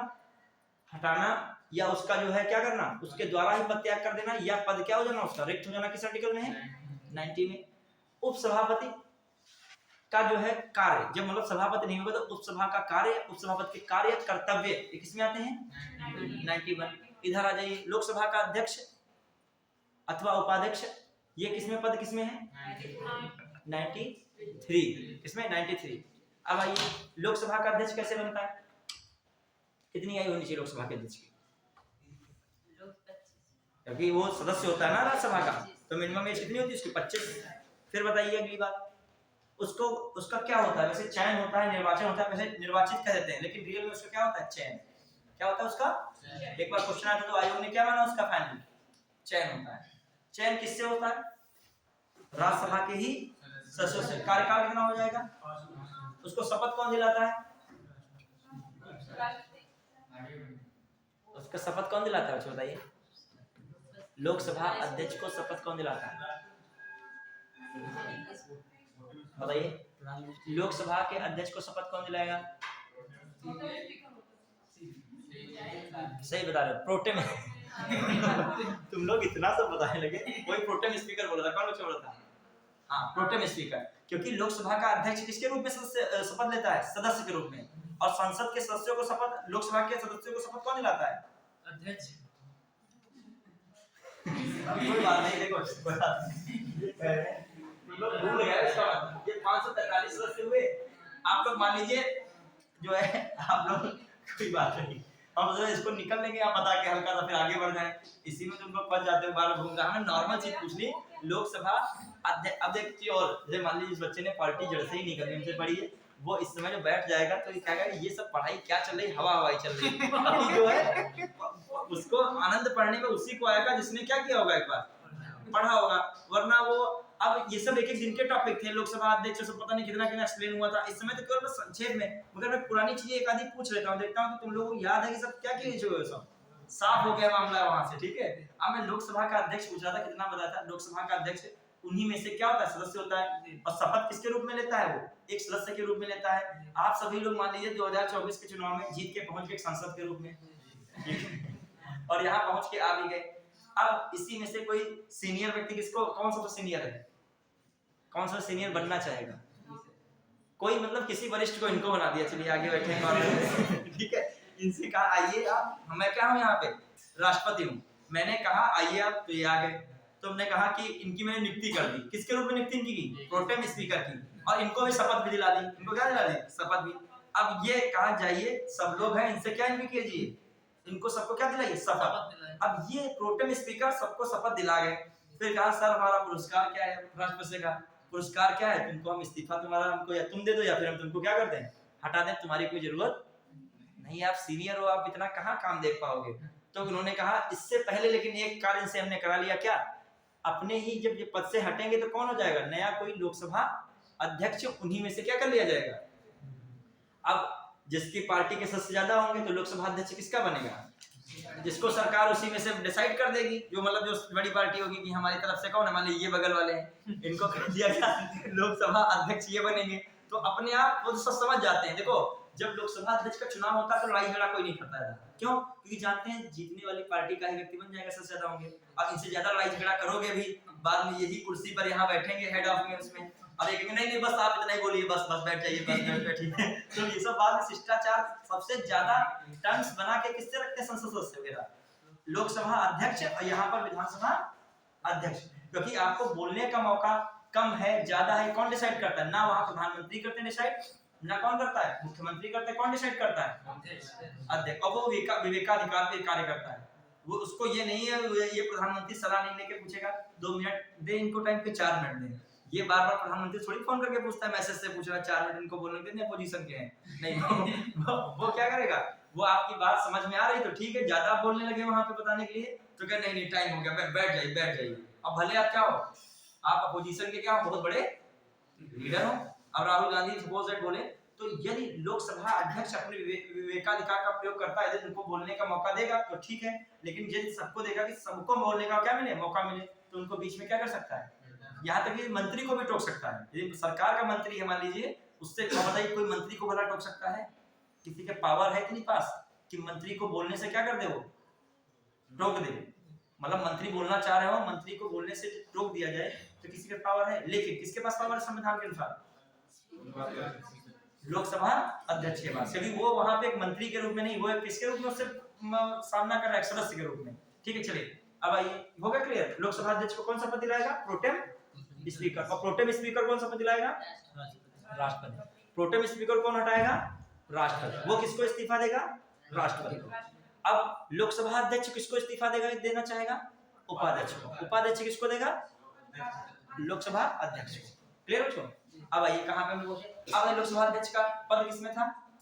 93 में। 93 में था कि नहीं? भूलिए, अभी तो भूल गए तुम लोग। 93 में था कि नहीं? फिर 94 में क्या था? फटाक से बताइए। 93 हो गया लोकसभा अध्यक्ष उपाध्यक्ष, और 94 में क्या था?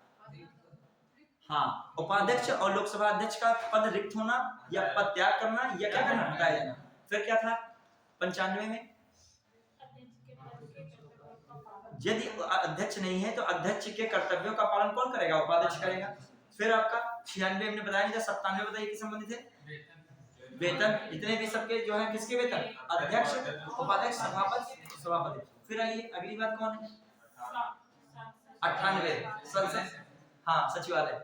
देखा कभी कभी बहुत लोगों की जो है मेहनत होती है, क्या संघर्ष वाले बहुत लोग होते हैं, बहुत लोग आराम से भी जो है अपना जीवन यापन करते हैं। तो आप स्टूडेंट लाइफ में संघर्ष वालों को ज्यादा देखिए, आराम वालों को थोड़ा क्या कीजिए।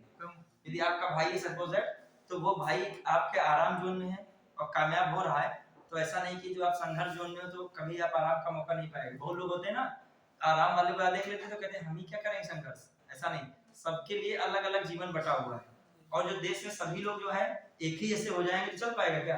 चलिए अब आइए कहाँ पे हम लोग हैं बताइए? 94 98 वाला बताइए। 98 बताइए फटाक से। हो गया। 99 क्या फटाक से? 99 क्या था? बस। और 100 तो भूल ही नहीं सकते हो, क्या है? कोरम। कोरम का मतलब क्या? सत्र। देखो सब बहुत बड़ी लैंग्वेज लिखी, आप सिंपल समझिए। कोरम सत्र तभी होगा जब कितने, मतलब सत्र क्या, जब बैठक तभी होगी जब कितने सदस्य कुल का बैठे होंगे? 1/10। जैसे यहाँ कहा था ये 20 स्टूडेंट से नीचे है तो क्या नहीं, क्लास नहीं चलेगी। तो ऐसे ही संसद में भी क्या है, कम से कम टोटल कितना होना चाहिए? 1/10। क्लियर? अब आइए, ये हो गया आपका 100 तक हो गया। कहीं ऐसा ना हो हमें पतली कॉपी मंगाए और कहें सब लोग जो है आर्टिकल 1 से, समझ लो सबसे बड़ा टेस्ट हो जाएगा आर्टिकल 395, और कोई देखने मोबाइल सब दूरी बना दी जाए और एकदम सन्नाटे, और आधा या 1 घंटा दिया जाए। फिर आपको पहले आधा घंटा रिवाइज का भी मौका मिलना चाहिए उसमें। फिर देखिए किसका, कुछ ऐसे बच्चे इसमें होंगे जो 395 के 395 क्या कर सकते हैं, लेकिन जो आर्टिकल इंपॉर्टेंट नहीं है उनको पहले से ही बाइकाट कर देगा। हैं? आधा घंटे में लोग करके बराबर कर दोगे, सब बिल्कुल चेक करके दिखा दोगे। आधा घंटा और दे दिया जाएगा, कहोगे सब। हाँ हाँ 101 बताइए। अब जल्दी से अगला देखो, ये इंपॉर्टेंट नहीं है। देखो जो इंपॉर्टेंट नहीं है उनको छोड़िए, ये इंपॉर्टेंट है। सदस्यों की निर्भरताएं, ठीक है, कैसे सदस्यों की क्या मतलब हो सकती है, मतलब अयोग्यताएं हैं। एक तो खासकर योग्यता क्या रहती है बताइए संसद के सदस्यों की, यदि वो 60 दिनों से मतलब क्या है, यदि वो 60 दिन क्या करें, बिना सूचना दिए लगातार क्या रहे, अनुपस्थित रहे, तो क्या माना जाएगा, उनको अयोग्य घोषित किया सकता है। या वो गलत तरीके से निर्वाचन से आए हैं, ठीक है, तो भी उनको क्या कह सकता है, हटाया जा सकता है, मतलब उनके पद से रिक्त किया जा सकता है। क्लियर? देखते यही इसको अधिकार है आपको अध्यक्ष बोलने का। अध्यक्ष किसके निर्वाचन के तहत होता है, तो वो सलाह लेगा किससे, निर्वाचन आयोग से। हाँ चुनाव आयोग से। राष्ट्रपति ऐसे मौके में कौन सलाह लेता है, राष्ट्रपति क्या लोकसभा अध्यक्ष ले लेगा सलाह, किससे लेगा, निर्वाचन आयोग से सलाह बिना नहीं हटा सकता है, वो ऐसा मैटर निर्वाचन संबंधित है। और ये उपस्थित नहीं हुए तो आप हटा दो, तो अध्यक्ष वो ऐसे ही हटा देगा कि आप 60 दिन से क्या है, बिना बताए बैठक से क्या है, बाहर है। हालांकि ऐसा होता नहीं है, ठीक है, ये सब बस कहा जाता है, होता है, इसमें ऐसा नहीं है। इसमें फिर आइए, ये कोई इतना इंपॉर्टेंट नहीं है, ये भी इंपॉर्टेंट है। अब आइए, ये कुछ चीजें इंपॉर्टेंट है, उनको हम लोग करेंगे, जो नहीं है उनको बाद में आप पढ़ लीजिएगा। संसद की दोनों सदनों की जो है समितियां, शक्तियां, विशेषताएं, ये इतना इंपॉर्टेंट नहीं। क्या लिखा है, संसद के सदनों की, फिर 102 भी हो गया, ये इतना नहीं इंपॉर्टेंट। 108 ले गई, ये क्या है, ये इंपॉर्टेंट है। 107 भी इंपॉर्टेंट है, ठीक है। सदस्यों के वेतन और भत्ते कोई मतलब नहीं, बताइए। 111 इंपॉर्टेंट है, बताइए। हाँ ये 109, ये बहुत इंपॉर्टेंट है, 109 भी है। और क्या है 110। कभी कभी पता है ये पूछता है धन विधेयक के संबंध में प्रक्रिया, और आर्टिकल देता है 109 110। एक अभी क्वेश्चन टेस्ट सीरीज में आया था, तो 109 भी था, 110 भी था, तो वहां पर प्रक्रिया पूछ रहा था किसकी, धन विधेयक के संबंध में। और बच्चों बहुत सारे बच्चे 109 लगाए थे, तो वहां पे बात आई निष्कर्ष में कि वो धन विधेयक की परिभाषा है और वो धन विधेयक की क्या है, प्रक्रिया है। दोनों आर्टिकल देगा, कंफ्यूजन कहां करता है, ये देगा आपको ये भी और ये भी। कहेगा धन विधेयक की परिभाषा बताओ, तो कौन आर्टिकल लगाओगे 110। और फिर कहेगा ये धन विधेयक की प्रक्रिया विशेष प्रक्रिया है, विशेष प्रक्रिया में क्या होता है बताइए। देखिए जो मेन आर्टिकल है उनको क्या है, 107 है, 108 है, 109 है, 110 है, 111 है, हाँ, और फिर 112 भी है। हाँ बताइए,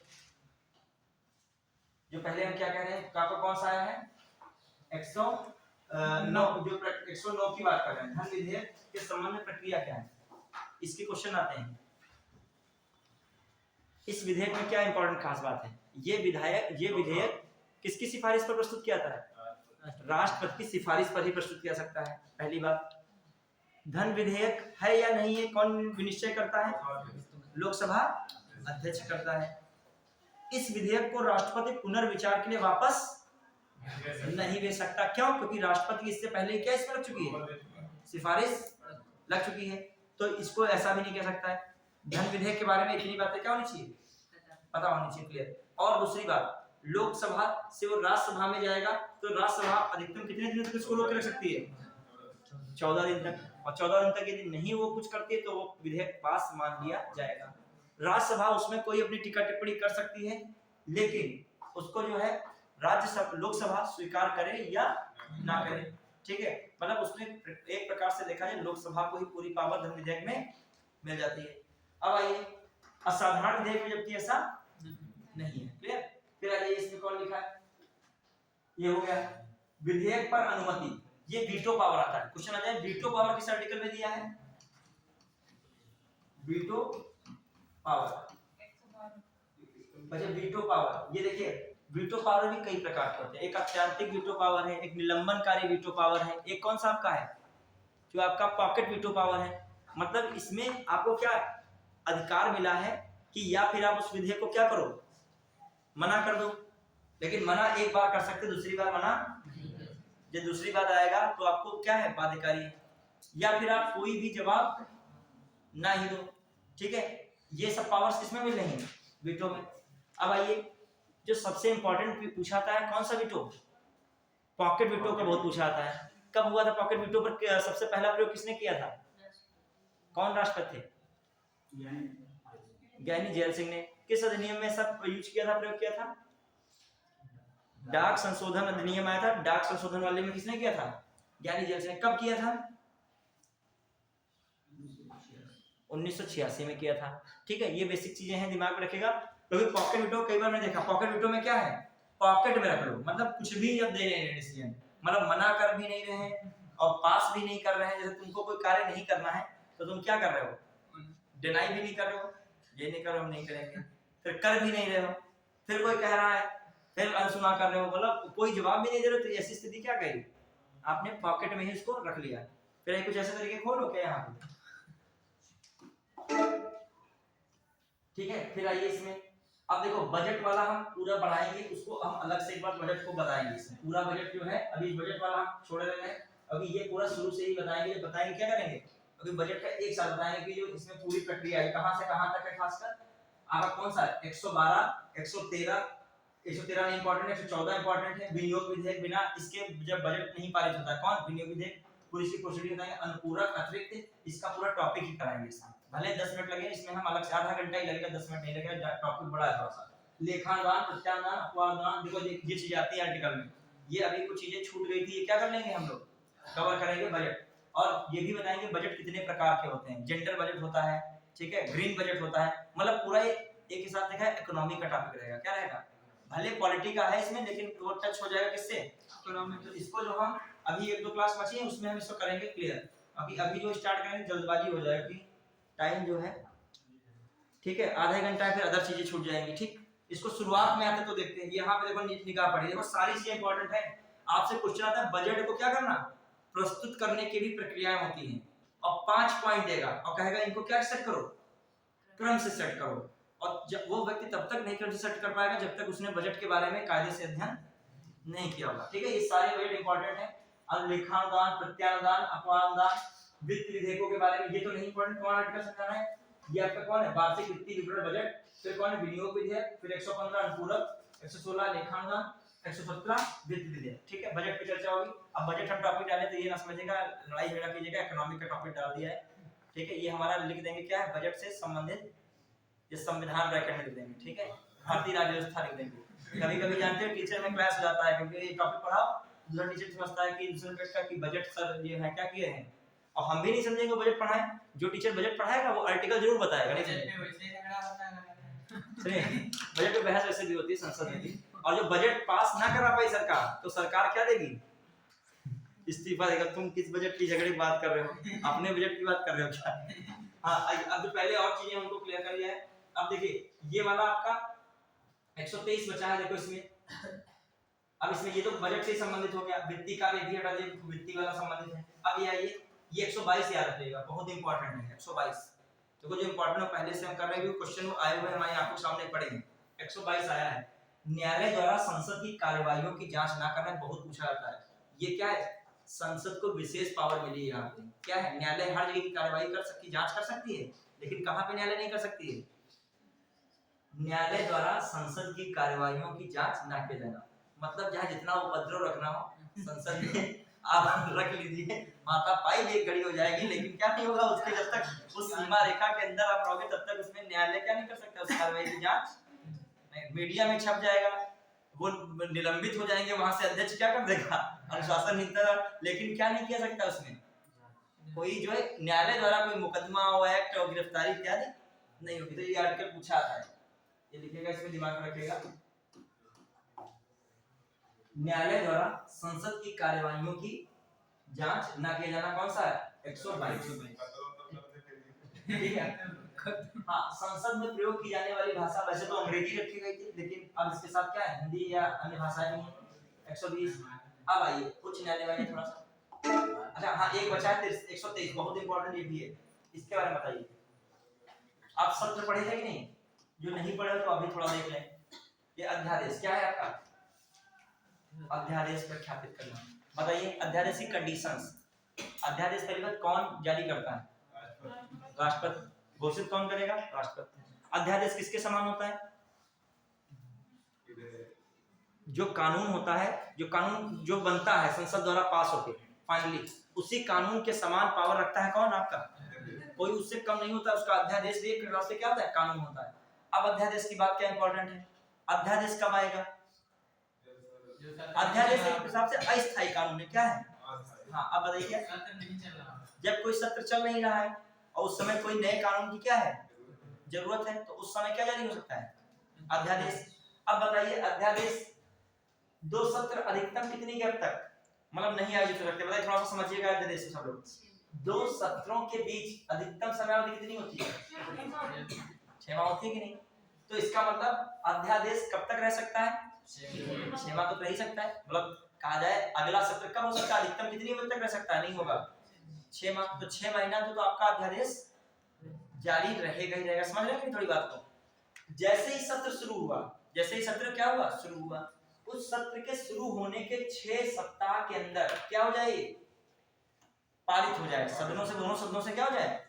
पारित। यदि यह अध्यादेश पारित होता है तो स्थायी कानून बन जाएगा, अन्यथा क्या हो जाएगा? ये कानून क्या हो जाएगा? समाप्त हो जाएगा। अब तो देखा जाए, मान लीजिए समाप्त होना ही है, अध्यादेश क्या होना? समाप्त होना है, तो मैक्सिमम कब तक अध्यादेश रह सकता है? 6 माह।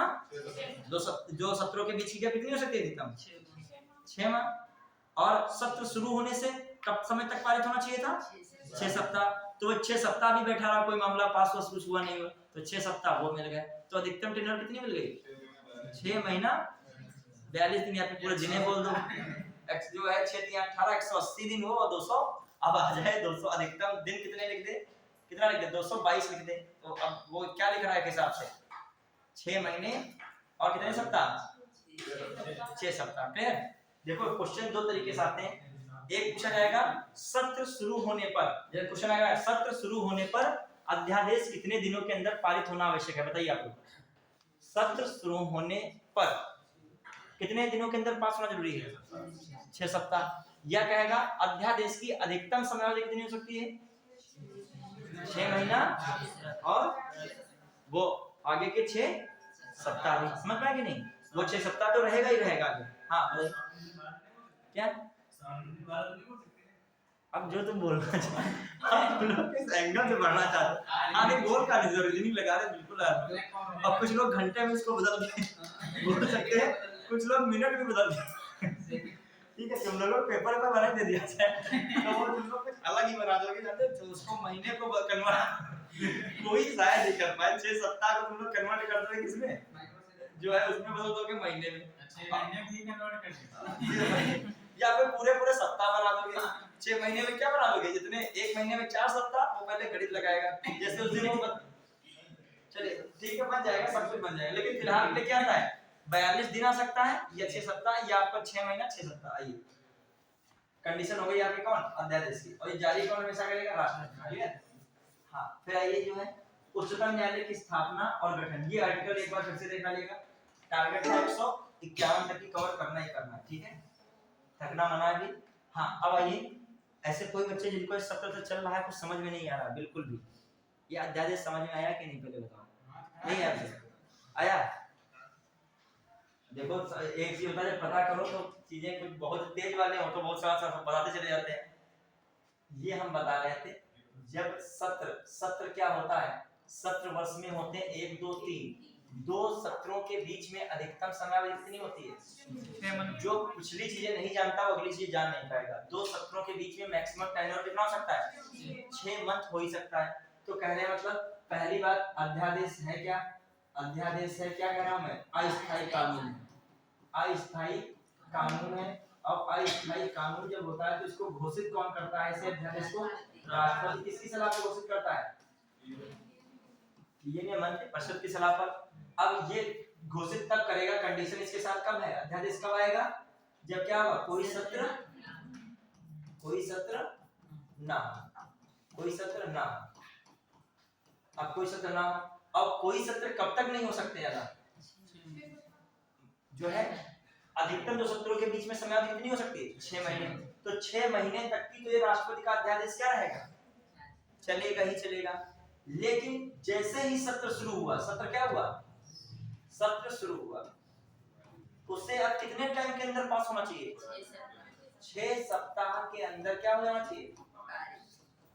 6 सप्ताह के अंदर पारित होना चाहिए, पारित होना चाहिए। क्लियर, समझ पाए कि नहीं? आप समझे कि नहीं? तो कहा जाए अधिकतम समय अवधि क्या हो सकती है? 2 सत्रों के बीच में अधिकतम गैप कितनी हो सकती है? 6 मंथ हो ही सकती है। 2 सत्रों के बीच अधिकतम गैप 6 मंथ, और फिर उसके बाद जैसे ही सत्र शुरू हो जाएगा कितने सप्ताह मिल जाएंगे आपको? 6 सप्ताह। तो इसीलिए मैं कह रहा हूं कि मैक्सिमम जो है आपका अध्यादेश की अवधि कितनी हो सकती है? 6 महीने 6 सप्ताह। यदि आप जो 42 दिन न करो सब गड़बड़ा जाएगा। ठीक है, तभी तो समझ में नहीं आया, तो बात बना दिया कैसे इतना। ठीक है, कोई अब 42 दिन से अब रुकी जाओ, 42 दिन अब कर लेंगे। अब 6 चेक करना है, फिर उसमें 42 आ जाता है तो और कंफ्यूज जाते हैं। अब फिर एक शर्त है, जब अब लोग तुम कुछ और उसमें बना दोगे। अब बस हाँ गड़बड़ हो गया। अब जैसे सत्र क्वेश्चन, मेरा मतलब सिर्फ 2 क्वेश्चन आते हैं। सत्र शुरू हो रहा है, मतलब सत्र शुरू होने से कितने दिनों के अंदर पास होना चाहिए? 6 सप्ताह। और सत्र नहीं शुरू हुआ अगर अधिकतम तो 6 महीने 6 सप्ताह। क्लियर? अब आपको तभी समझ में आएगा जब पहले सब लोग संसद में क्या पहुंचो चल के। ठीक है, क्या मतलब आप ही ना समझ गए। बहुत सारे संसद से सदस्यों को शायद वो चाहिए वहां ना, बहुत संसद सदस्यों को क्या है, वहां बैठे तो संसद के रूप में है, लेकिन जो बहुत सारी प्रक्रियाएं जो है, मतलब जब कार्यकाल समाप्त होने वाला हुआ तब उनको चीजें क्या आई वहां पे पता चली। देखो जानकारी धीरे धीरे होती है। ठीक है, वो जैसे मान लीजिए बहुत सारी जो उनको जनता ने चुना है ना, कोई वहाँ टेस्ट तो हुआ नहीं संसद के जो बारे में। हम लोग जाएंगे, हम तुमको पढ़ने आए तो हम लोगों से जाएंगे, वो आप लोगों के माननीय लोग तो पहले तो उनका सम्मान करना पड़ेगा। चलिए, कानून देश का कौन बनाता है? उसी कानून के तहत आप लोग जो है बहुत सारी कार्यवाहियां करते हो, कार्य करते हो, आइए संसद बनाते। ठीक, संसद बनाती है। और संसद के अंदर कौन बनाता है? सांसद। आइए, क्या आपका है? उच्चतम न्यायालय की स्थापना। जो राजनीति में जाना चाहता है उसका जो ड्रीम क्या होता है? सबसे टॉप जो पोस्ट होती है कौन है? सांसद। मतलब जो सदस्य के रूप में, मंत्री तो आगे शुरुआत है मंत्री से करना चाह रहे हैं। ठीक है, हाँ आइए उच्चतम न्यायालय। आप पढ़िए, आप लोग अधिकारी बनने सेवाएं दीजिए सरकार और देश को। ठीक, हाँ उच्चतम न्यायालय की स्थापना और गठन बताइए, ये किसमें आ रहा है? 124 में। अब आइए क्या लिखा? उच्चतम न्यायालय। उच्चतम न्यायालय के बारे में जो बताया गया था, भारत में जो एकीकृत न्यायिक व्यवस्था है, किस अधिनियम द्वारा बात की गई इसकी? एकीकृत न्यायिक व्यवस्था है, कौन सा अधिनियम था? न्यायपालिका संबंधित यदि कोई अधिनियम आता है महत्वपूर्ण, कौन है? भारतीय न्यायपालिका जो है किस अधिनियम के द्वारा जो है इसका आविर्भाव हुआ? 1935। और इसका जो देखा जाए उच्चतम न्यायालय का जो है आधार कौन सा न्यायालय था? संघीय न्यायालय। कब? 1937। तुम लोग बिल्कुल ये वाला टॉपिक लोग कवर किए हो जो न्यायिक व्यवस्था। हाँ फिर आइए, अब देखो ध्यान से 124 का ए, 124 का बी, 124 का, अब देखो राष्ट्रीय न्यायिक नियुक्ति आयोग, ये भी याद रख सकते हो किसमें था? 124 का ए। और जो है 124 का बी आयोग के कार्य, 120 संसद के कानून बनाने की शक्ति। ये इंपॉर्टेंट, संसद के कानून बनाने की शक्ति। अब आइए ये इंपॉर्टेंट क्या, ये अब आइए 124 तो कोई दिक्कत नहीं, आप ये याद रखें उच्चतम न्यायालय की स्थापना और क्या गठन। फिर आ जाइए 125 से न्यायाधीशों का क्या दिया गया है? वेतन। उच्चतम न्यायालय के न्यायाधीशों का वेतन वर्तमान में कितना चल रहा है? कितना चल रहा है? क्या चल रहा है? 5 लाख। हाँ गोली चल रही है।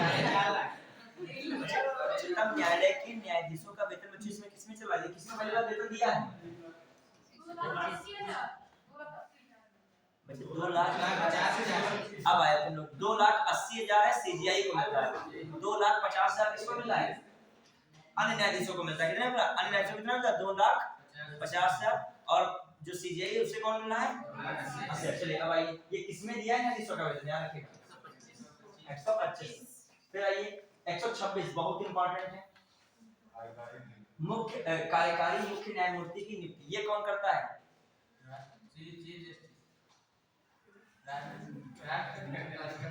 ये पूछी जाती है बच्चों। मुख्य कार्यकारी जो कार्यकारी मुख्य न्यायमूर्ति की नियुक्ति कौन करता है बच्चों? सही, कौन करता है? राष्ट्रपति करता है। कौन करेगा? राष्ट्रपति करता है। तदर्थ न्यायाधीश की नियुक्ति कौन करता है? वो करता है मुख्य न्यायाधीश। समझ रहे कि नहीं?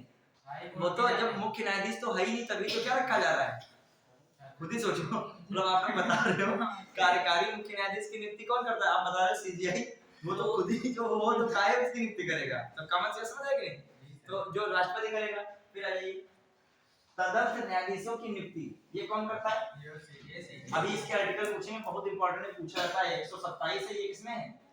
126 125। याद कीजिए मैंने कितना पढ़ाया था, 126 127 कितना था? 126 में कार्यकारी मुख्य न्यायाधीश की नियुक्ति, 127 कौन है? तदर्थ न्यायाधीश।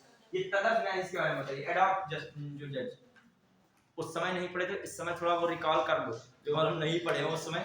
हाँ, तदर्थ न्यायाधीश किसे कहते हैं? जो हाई कोर्ट का सीनियर बुलाया जाता है, ये हाई कोर्ट का डिस्प्यूट बनाया जा सकता है।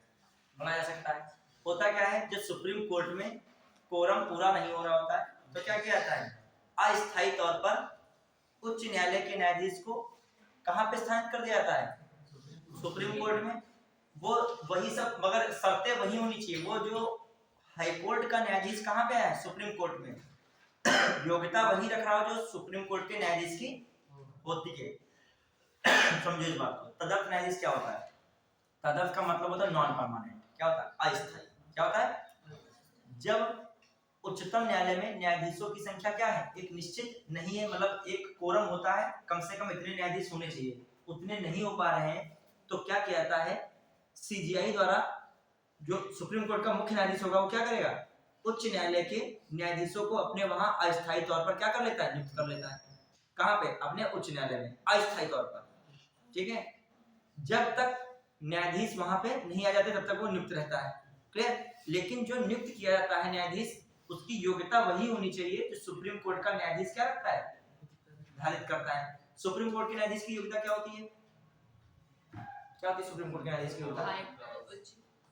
5 ईयर हाई कोर्ट में क्या रहा हो? न्यायाधीश रहा हो, प्लस 10 वर्ष उसने क्या की हो? वकालत की हो। तो कम से कम वो जो न्यायाधीश वहां से हाई कोर्ट से कहां बुलाया जाएगा? Supreme court. उसने कम से कम कितने साल जो है वहां पे न्यायाधीश रह चुका हो? 5 वर्ष रह चुका, मतलब वो शर्त पूरी कर रहा हो। कौन सी? ये होता है जो है तदर्थ न्यायाधीश। समझ पाए कि नहीं? तदर्थ न्यायाधीश कब बुलाया जाता है?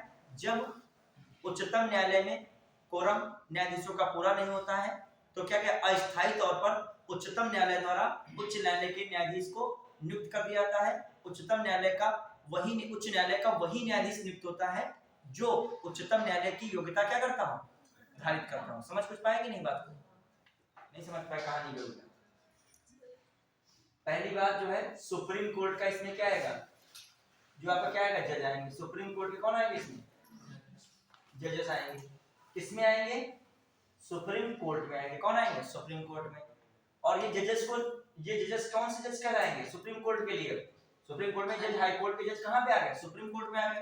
तो ये जज कहलाएंगे एडॉप्ट जज। क्या कहलाएंगे? मतलब इन्हें क्या कहा जाएगा? तदर्थ न्यायाधीश कहा जाएगा। जो ये जज आएगा यहाँ पे, तो इस जज की नियुक्ति कौन यहाँ पे कर देगा? सीजेआई। जब नियुक्ति करेगा तो ये नियुक्ति क्या होगी? इनका जो ये जो नियुक्ति होते हैं यहाँ पे, अपॉइंटमेंट इनका होगा, वो क्या होगा? अपॉइंटमेंट नॉन परमानेंट होता है। कौन होते हैं? नॉन परमानेंट तरीके से। मतलब हाई कोर्ट से जजों को ले लिया गया कहां पर? सुप्रीम कोर्ट में। और सुप्रीम कोर्ट के मुख्य न्यायाधीश ने इनकी अस्थायी तौर पर क्या कर दी? नियुक्ति कर दी। ये तब तक रहेंगे जब तक कि सुप्रीम कोर्ट का मेन जो है न्यायाधीश ना जाए, परमानेंट वाले। ठीक है, ये बात, यही न्यायाधीश क्या कहते हैं? तदर्थ न्यायाधीश। और तदर्थ न्यायाधीश व्यवस्था केवल और केवल कहां पे? सुप्रीम कोर्ट में। कहां पर है? अन्य जगहों पे नहीं। हाई कोर्ट में तदर्थ न्यायाधीश नहीं। ये भी याद रखिए, क्वेश्चन आता है तदर्थ न्यायाधीश हैं, वहां लिखा supreme court, A option. B option था हाई कोर्ट, फिर आया था क्या? सी ऑप्शन दोनों, और डी ऑप्शन जो है इनमें से कोई नहीं। तो कौन लगाना था? केवल A option supreme court. Clear? ये भी याद रखिएगा। कौन नियुक्त करता है? जो वेतन मिल रहा होता है सुप्रीम कोर्ट के न्यायाधीश को, जो पावर्स होती हैं वो सारी किसके पास आती हैं? तदर्थ का। लेकिन तब तक जब तक वो एक संविदा वाला हो गया यहाँ पे। ठीक है, चलिए अब आ जाइए कहाँ पे? उच्चतम न्यायालय की बैठकों में सेवानिवृत्त न्यायाधीशों की उपस्थिति। ये किसका है? यहाँ तक कि उच्चतम न्यायालय सेवानिवृत्त न्यायाधीशों को भी न्यायाधीश के रूप में क्या कर सकता है? नियुक्त कर सकता है। लेकिन वो न्यायाधीश के रूप में सदस्य में काउंट नहीं हो सकता। समझ रहा है कि नहीं बात? इसको देखो, उच्चतम न्यायालय में सिस्टम क्या है? एक तो जब मुख्य न्यायाधीश नहीं होंगे तब कौन नियुक्त किया जाएगा? कार्यकारी मुख्य न्यायाधीश। उसको कौन नियुक्त करेगा? राष्ट्रपति। जब यहाँ कमी हो गई तो कमी को पूरा करने के लिए कहाँ के लोग बुला लिए गए? High court. तो उनको जब बुला लिया गया तो उनकी नियुक्ति कौन करेगा? तदर्थ न्यायाधीश के रूप में सीजीआई। फिर सीजीआई को फिर एक भी पावर है, कोई रिटायर्ड जज हो गए हैं उनको भी क्या कर सकता है, बुला सकता है, लेकिन उनको बुलाएगा नहीं, एक हिसाब से अनुरोध करता है कि आप यहाँ काम करना चाहेंगे क्यों नहीं, क्योंकि वो अब क्या हो चुके सेवा, और सेवानिवृत्त का मतलब वो अपनी स्वेच्छा से कुछ कर सकते हैं या नहीं। ठीक है, फिर आइए आर्टिकल याद रखिएगा 126 से 27 128। अब आइए ये बहुत पूछा था अभिलेख न्यायालय की बात मैंने बताई थी, अभिलेख न्यायालय बताइए फटाक से बताइए 129 आर्टिकल याद रखिएगा, अभिलेख न्यायालय बहुत पूछा था 129। ये आर्टिकल इसके हाई कोर्ट के आर्टिकल बहुत इंपॉर्टेंट है यार, कठिन है, याद होते नहीं जल्दी है क्योंकि इनका यूज बच्चा जल्दी करता नहीं है। अभी मैं पूछ रहा जो है तदर्थ न्यायाधीश किसमें दिया है, बता नहीं पाते आधे लोग इसमें, आधे क्या कुछ ही लोग बता पाते, तदर्थ न्यायाधीश अभी ना क्या कोई लोग बता पाते, इतनी योग्यता तुम लोगों में है, कोई ना कोई यहाँ पर बता देता है। ठीक है, हाँ वो बच्चा सोच रहा है कि हम बता देते सर की नजर में शायद ठीक है, तुम लोग बता डालते हो बस आगे पीछे। उस दिन जो हमने एक बच्चे से पूछा कोई से, तो एक बताया, कहा कि कुल भारत में कितना ट्री एंड फॉरेस्ट कवर है, तो इतना सब बताया, फिर लास्ट तक एक बच्चे ने बताया 24.63 तक बता दिया, मतलब बिल्कुल जो है 62 तक क्या चले गए हैं, हाँ पॉइंट बिल्कुल 1 तक पहुंच गया। हाँ बताइए कौन सा आर्टिकल 125 क्या कहता है, ऊपर से 125 बताइए पहले हमने। वेतन 126 क्या है, कार्यकारी मुख्य कार्यकारी न्यायाधीश, और 127 क्या है तदर्थ, ये 3 इंपॉर्टेंट। फिर 128 इतना इंपॉर्टेंट है, 129 क्या है अभिलेख, अभिलेख न्यायालय क्या होता है बताइए बताइए बताइए, अभिलेख न्यायालय से क्या समझते हैं। देखिए सुप्रीम कोर्ट के जो डिसीजन आते हैं वो एक साक्ष्य के तौर पर क्या किए जाते हैं, रखे जाते हैं, उनको जो है अन्य जो अधीनस्थ न्यायालय है उसको खारिज या उसके पर उस पर कोई भी प्रश्न नहीं उठा सकते हैं, बल्कि वो कोई निर्णय वगैरह है उसका उसका विधिक रूप से क्या कर सकते हैं, प्रयोग कर सकते हैं। समझ पाए कि नहीं, सीधा मतलब जो भी इसके डिसीजन होते हैं साक्ष्य के तौर पर क्या रखे जाते हैं, रखे जाते हैं, किसके निर्णय, सुप्रीम कोर्ट के। तो अभिलेख है उसका दूसरा वो क्या है, इसमें दूसरा पॉइंट मैं कह रहा हूँ, कोई भी न्यायालय द्वारा उस पर टीका टिप्पणी नहीं कर सकती। दूसरा अभिलेख न्यायालय में क्या होता है, कोर्ट ऑफ कंटेम्प्ट, क्या आता है, कोर्ट ऑफ कंटेम्प्ट, ये भी अभिलेख न्यायालय के अंतर्गत आता है। कोर्ट ऑफ कंटेम्प्ट में क्या है, न्यायालय के किसी भी डिसीजन को आप खारिज नहीं कर सकते हैं, उसके खिलाफ जो है 2 तरीके से मामला उठ सकता है, एक होता है सिविल मामला, एक होता है कौन सा, आपराधिक मामला। उस दिन एक क्वेश्चन आया था कि कोर्ट ऑफ कंटेम्प्ट कितने टाइप से होता है, 2 टाइप से, एक कौन होता है सिविल और एक कौन होता है कौन सा जो है आपका आपराधिक। हाँ अब आइए ये कौन सा था इसमें, अभिलेख न्यायालय हो गया। अब 130 उच्चतम न्यायालय का स्थान इतना कोई इंपॉर्टेंट नहीं है। फिर 131 बहुत इंपॉर्टेंट है, ये बहुत इंपॉर्टेंट है, उच्चतम न्यायालय की आरंभिक अधिकारिता या उच्चतम न्यायालय का प्रारंभिक क्षेत्राधिकार। उच्चतम न्यायालय का कौन सा प्रारंभिक क्षेत्र पढ़े थे, बताइए कोई लोग प्रारंभिक क्षेत्राधिकार के बारे में, मैंने पढ़ाया था ना सब, बहुत अच्छा क्वेश्चन बनता है, इसे तो बहुत बार क्वेश्चन आया है, ये बहुत इंपॉर्टेंट आर्टिकल है। बताइए प्रारंभिक क्षेत्राधिकार से क्या समझते हो, उच्चतम न्यायालय या आरंभिक अधिकारिता से क्या समझते हो, इसको प्रारंभिक क्षेत्राधिकार भी कहते हैं, आरंभिक अधिकारिता भी कहते हैं, बताइए क्या है, नहीं बता रहे हो, देखो क्या है इसमें, सुप्रीम कोर्ट को पावर दी गई है कुछ विवादों का समाधान की, और किसी को नहीं है। खासकर केंद्र और राज्य के बीच में कोई विवाद होता है तो उसको कौन सुलझा सकता है, किसके अंतर्गत वो पावर दी गई सुप्रीम कोर्ट को, आरंभिक क्षेत्राधिकार। याद आया, केंद्र राज्य राज्य राज्य आपस में, या एक तरफ केंद्र राज्य हो दूसरी तरफ एक राज्य हो या कई राज्य हो, समझ में हमारी बात को, मतलब केंद्र और राज्य के बीच के विवाद का समाधान समझ रहे हो एक तरफ, फिर ये दूसरा क्या लीजिए, केंद्र हो एक तरफ और कुछ उसके साथ राज्य हो, एक राज्य हो, दूसरी तरफ एक राज्य हो या क्या हो, एक से अधिक राज्य हो, सारी कंडीशन बना लीजिए। इनके बीच का विवाद का समाधान कौन कर सकता है, सुप्रीम कोर्ट।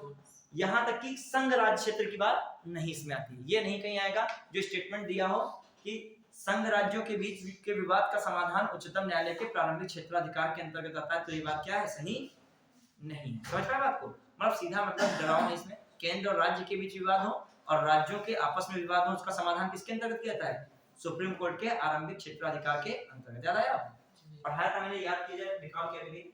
अब देखो 31 इतना इंपॉर्टेंट नहीं, केंद्रीय अधिकारियों की संवैधानिक वैधता संबंधित प्रश्नों पर विचार के लिए सर्वोच्च न्यायालय का विशेषाधिकार, अब ये है भी नहीं तो मतलब नहीं। 32 कुछ मामलों में उच्च न्यायालयों से अपीलों में उच्चतम न्यायालय की अपीली अधिकारिता। उच्चतम न्यायालय सबसे बड़ा क्या है? अपीली न्यायालय। मतलब आप जिला न्यायालय से गए उच्च न्यायालय में, उच्च न्यायालय के भी तरीके सेटिस्फाई नहीं हुए तो आपको अभी भी एक चांस है कहाँ पे अपील करने की, या उच्च न्यायालय के निर्णय के विरुद्ध जो है जाने की। कहाँ पे भी है आपको? है उच्चतम न्यायालय। और वो उच्च न्यायालय के निर्णय को क्या कर सकता है? खारिज कर सकता है। आपके पक्ष में भी क्या कर सकता है? निर्णय सुना सकता है। सबसे बड़ा अपीली न्यायालय कौन हो गया? उच्च न्यायालय। ये याद रखिएगा 132, ठीक है। उच्च न्यायालय से अपीलों में उच्चतम न्यायालय की अपीली अधिकारिता। फिर आइए 133 में उच्च न्यायालय में सिविल विषय संबंधित अपीलों में उच्चतम न्यायालय की अपीली अधिकारिता। याद रख सकते हो, सिविल मामलों संबंधित है, किससे संबंधित है? जब सिविल मामलों संबंधित आप उच्च न्यायालय में क्या करते हो? उच्चतम न्यायालय में क्या करते हो? अपील करते हो। और ये कौन सा है? दंडिक विषयों में, मतलब किसमें? आपराधिक विषयों में उच्चतम न्यायालय की अपीली अधिकारिता। आप देखो ऐसे याद रखिएगा, उच्चतम न्यायालय की पहली बात अपीली अधिकारिता किसमें आती है? 132 में। सिविल वाली अपीली अधिकारिता किसमें आती है? मतलब जो सिविल संपत्ति जायदाद इससे संबंधित मामला आगे बढ़ता गया, और दंडात्मक कोई भी मर्डर इत्यादि केस में ये किसमें जाएगा? दांडिक में। तो 132, 33 और 34। फिर आइए अब देखो, ये इंपॉर्टेंट इतना नहीं है, फेडरल न्यायालय की अधिकारिता ये सब नहीं इंपॉर्टेंट है। आइए फिर इसमें कौन? 137 बहुत इंपॉर्टेंट। कौन है? सारे पढ़ने भी नहीं होते हैं, ये बहुत इंपॉर्टेंट। कौन है? 137। निर्णयों और उद्देश्यों में उच्चतम न्यायालय की विशेष इजाजत। एक हिसाब से न्यायिक समीक्षा इसमें आ रही है। कौन सा वर्ड आ रहा है? न्यायिक समीक्षा। उच्चतम न्यायालय क्या कर सकता है? सरकार द्वारा कोई भी ऐसा कानून है उसको क्या कर सकता है? उसकी समीक्षा कर सकता है। उसकी समीक्षा कर सकता है यदि पाता है कि वह जो है संविधान के मूलभूत ढांचे को क्या कर रहा है? प्रभावित कर रहा है। तो उसको क्या कर सकता है? खारिज या अल्पीकरण कर सकता है, या क्या कर सकता है? शून्य घोषित कर सकता है। ये कौन समीक्षा वाली पावर दे रहा है? 137। तो एक आपकी 131 बहुत फेमस है, मूल क्षेत्राधिकार। और एक कौन है? अपीली क्षेत्राधिकार, 132, 33, 34 क्या? हाँ, और 100 कौन सा? 137 कौन सा? जो आपका न्यायिक समीक्षा। और अभिलेख न्यायालय 129। ये उच्चतम न्यायालय का फेवरेट आर्टिकल है, पूछता है याद आ रहा है इनको। फिर आई अब देखो, कुछ मामलों में रिट निकालने के इतना इसमें कुछ नहीं। अब ये भी कोई नहीं है। उच्चतम न्यायालय की शक्तियां इसमें दी हैं। किसमें दी हैं? उच्चतम न्यायालय घोषित विधि का सभी न्यायालयों द्वारा आबद्ध होकर रहना। तो ये भी याद रखें, उच्चतम न्यायालय द्वारा घोषित विधि का सभी न्यायालयों द्वारा आबद्ध कर होना। मतलब उच्चतम न्यायालय जो भी घोषित कर देगा उसको उच्च न्यायालय को क्या करना पड़ेगा? फॉलो करना ही पड़ेगा। ये भी ठीक है, ज्यादा इंपॉर्टेंट नहीं है। हाँ, फिर आइए ये बहुत इंपॉर्टेंट है, उच्चतम न्यायालय से परामर्श करने की राष्ट्रपति की क्या शक्ति। अब इससे क्या समझते हो? उच्चतम न्यायालय, ये इंपॉर्टेंट क्या बात है? उच्चतम न्यायालय से परामर्श करने की राष्ट्रपति की शक्ति। राष्ट्रपति सलाह ले सकता है, उसको देना क्या कुछ मामलों में? क्या राष्ट्रपति द्वारा उच्चतम न्यायालय से सलाह मांगने पर उच्चतम न्यायालय सलाह देने के लिए बाध्यकारी है? कुछ मामलों में। हाँ, कुछ मामलों में बाध्यकारी है, कुछ मामलों में नहीं है। क्या उच्चतम न्यायालय द्वारा दी गई सलाह राष्ट्रपति द्वारा मानने के लिए बाध्यकारी है? ये तो बिल्कुल भी। समझ रहे हो क्वेश्चन घुमाया जाता है। मतलब उच्चतम न्यायालय से कोई सलाह जो मांग सकता है तो कौन मांग सकता है? सिर्फ राष्ट्रपति मांग सकता है। खासकर कौन मांग सकता है? और किसी भी पद को उच्चतम न्यायालय से सलाह मांगने की शक्ति नहीं। लेकिन जब वह सलाह मांगता है उच्चतम न्यायालय से तो उच्चतम न्यायालय दे भी सकता है और सलाह नहीं दे सकता है। यहाँ पर देखो पावर बढ़ गई सुप्रीम कोर्ट की। किन परिस्थितियों में सलाह नहीं दे सकता है? कोई सामान्य मुद्दा होगा, लोक महत्व इत्यादि का सामान्य, तो उसमें नहीं दे सकता है। लेकिन जब कोई संवैधानिक मुद्दा, समझौते का मुद्दा इत्यादि बहुत जो है जरूरी मुद्दे हैं, उसमें उच्चतम न्यायालय सलाह देने के लिए क्या है? बाध्यकारी है। लेकिन सलाह चाहे बाध्यकारी वाली हो चाहे दोनों हो, उनको यदि क्या करना है, या बाध्यकारी हो मतलब चाहे वो सलाह दे रहे हो उच्चतम न्यायालय के न्यायाधीश, कोई भी सलाह राष्ट्रपति द्वारा उसको मानने के लिए कोई बाध्यकारी वाला सीन नहीं है। समझ पाएगी नहीं? इसमें सलाह नहीं दे सकता है। जैसे मान लीजिए उच्चतम, जैसे मान लीजिए किसमें सलाह नहीं दे सकता है? जैसे सार्वजनिक मुद्दे हैं, सार्वजनिक महत्व के मुद्दे हैं, उसमें कोई उच्चतम न्यायालय सलाह दे या नहीं दे? लोग हाँ मना भी कर सकता है। उच्चतम न्यायालय को पावर है। यहाँ पे क्वेश्चन आया हुआ है इसका, ये तो है, उसमें सेंटेंस लिखा था राष्ट्रपति द्वारा उच्चतम न्यायालय से सलाह मांगने पर उच्चतम न्यायालय बाध्यकारी है, सलाह देने के लिए बाध्यकारी है। तो सेंटेंस क्या था? गलत था। कुछ मामलों में बाध्यकारी है, कुछ मामलों में बाध्यकारी ये डीप में जब पढ़ोगे तब है मैंने पढ़ाया था ये, याद आया चीज, क्वेश्चन आता है। अब बस एक तो हम अच्छे इसमें देखते रहिएगा। अब देखो इसमें कौन इंपॉर्टेंट, ये वाला तो इंपॉर्टेंट है नहीं। अब देखो हम स्किप कर रहे हैं, एक्स्ट्रा सिविल अपराधी कोई मतलब नहीं है। 148 देखिए फिर से, ये बहुत इंपॉर्टेंट, लास्ट में पढ़ जाए, इससे क्वेश्चन आ सकता है। कौन 148 से 150 है, बस 148 49 पढ़ लीजिए मैंने बस। तो ये कौन पढ़ा गया आपका, भारत का महालेखा नियंत्रक, भारत का नियंत्रक महालेखा परीक्षा, ठीक है। टाइम होता है क्या तुम लोग एकदम प्लान बनाए, इसको जो है एक बार कंप्लीट कर, 1 मिनट लगेगा, 1-2 मिनट लगेगा नहीं। हाँ देखो ये क्वेश्चन आता है, ये बहुत बड़ा पद है, क्या सुप्रीम कोर्ट में कौन कौन आर्टिकल बच्चे पढ़े वो देखिए तुरंत रिवीजन। 1 मिनट बताइए। 129 125 पढ़े, वेतन, बहुत आपकी तैयारी प्योर वाली हो रही है, लग रहा है इस समय जो बहुत पीएचडी कर रहे हैं वो इतना इंपॉर्टेंट नहीं है। इस समय क्या इंपॉर्टेंट है, हर चीज को पढ़ते हुए निकल रहे हैं हम लोग। जैसे अभी आ जाए तदर्थ न्यायाधीश आ गया, अब दिमाग में तुम्हारे कितना आर्टिकल है, 127 126 कौन था तो मुख्य कार्यकारी न्यायाधीश, 128 क्या था, सेवानिवृत्त न्यायाधीश को बुलाया जाना, 125 क्या था, वेतन, ठीक है। वेतन उच्चतम न्यायालय के कब जो है नहीं दिया सकता है, किस परिस्थिति में उच्चतम न्यायालय के वेतन में कटौती की जा सकती है, वित्तीय आपातकाल, क्लियर, ये भी ध्यान रखेगा। और उच्चतम न्यायालय के बारे में और इम्पोर्टेंट बात है कि इस पे जो है किसी प्रकार की टीका टिप्पणी ऐसे नहीं किया सकती है, लेकिन एक समय इन पर टीका टिप्पणी मतलब बहसबाजी हो सकती है, कब, जब महाभियोग जैसी प्रक्रिया द्वारा किसी न्यायाधीश को क्या किया जाए, हटाया जाए, तब ऐसा हो सकता है।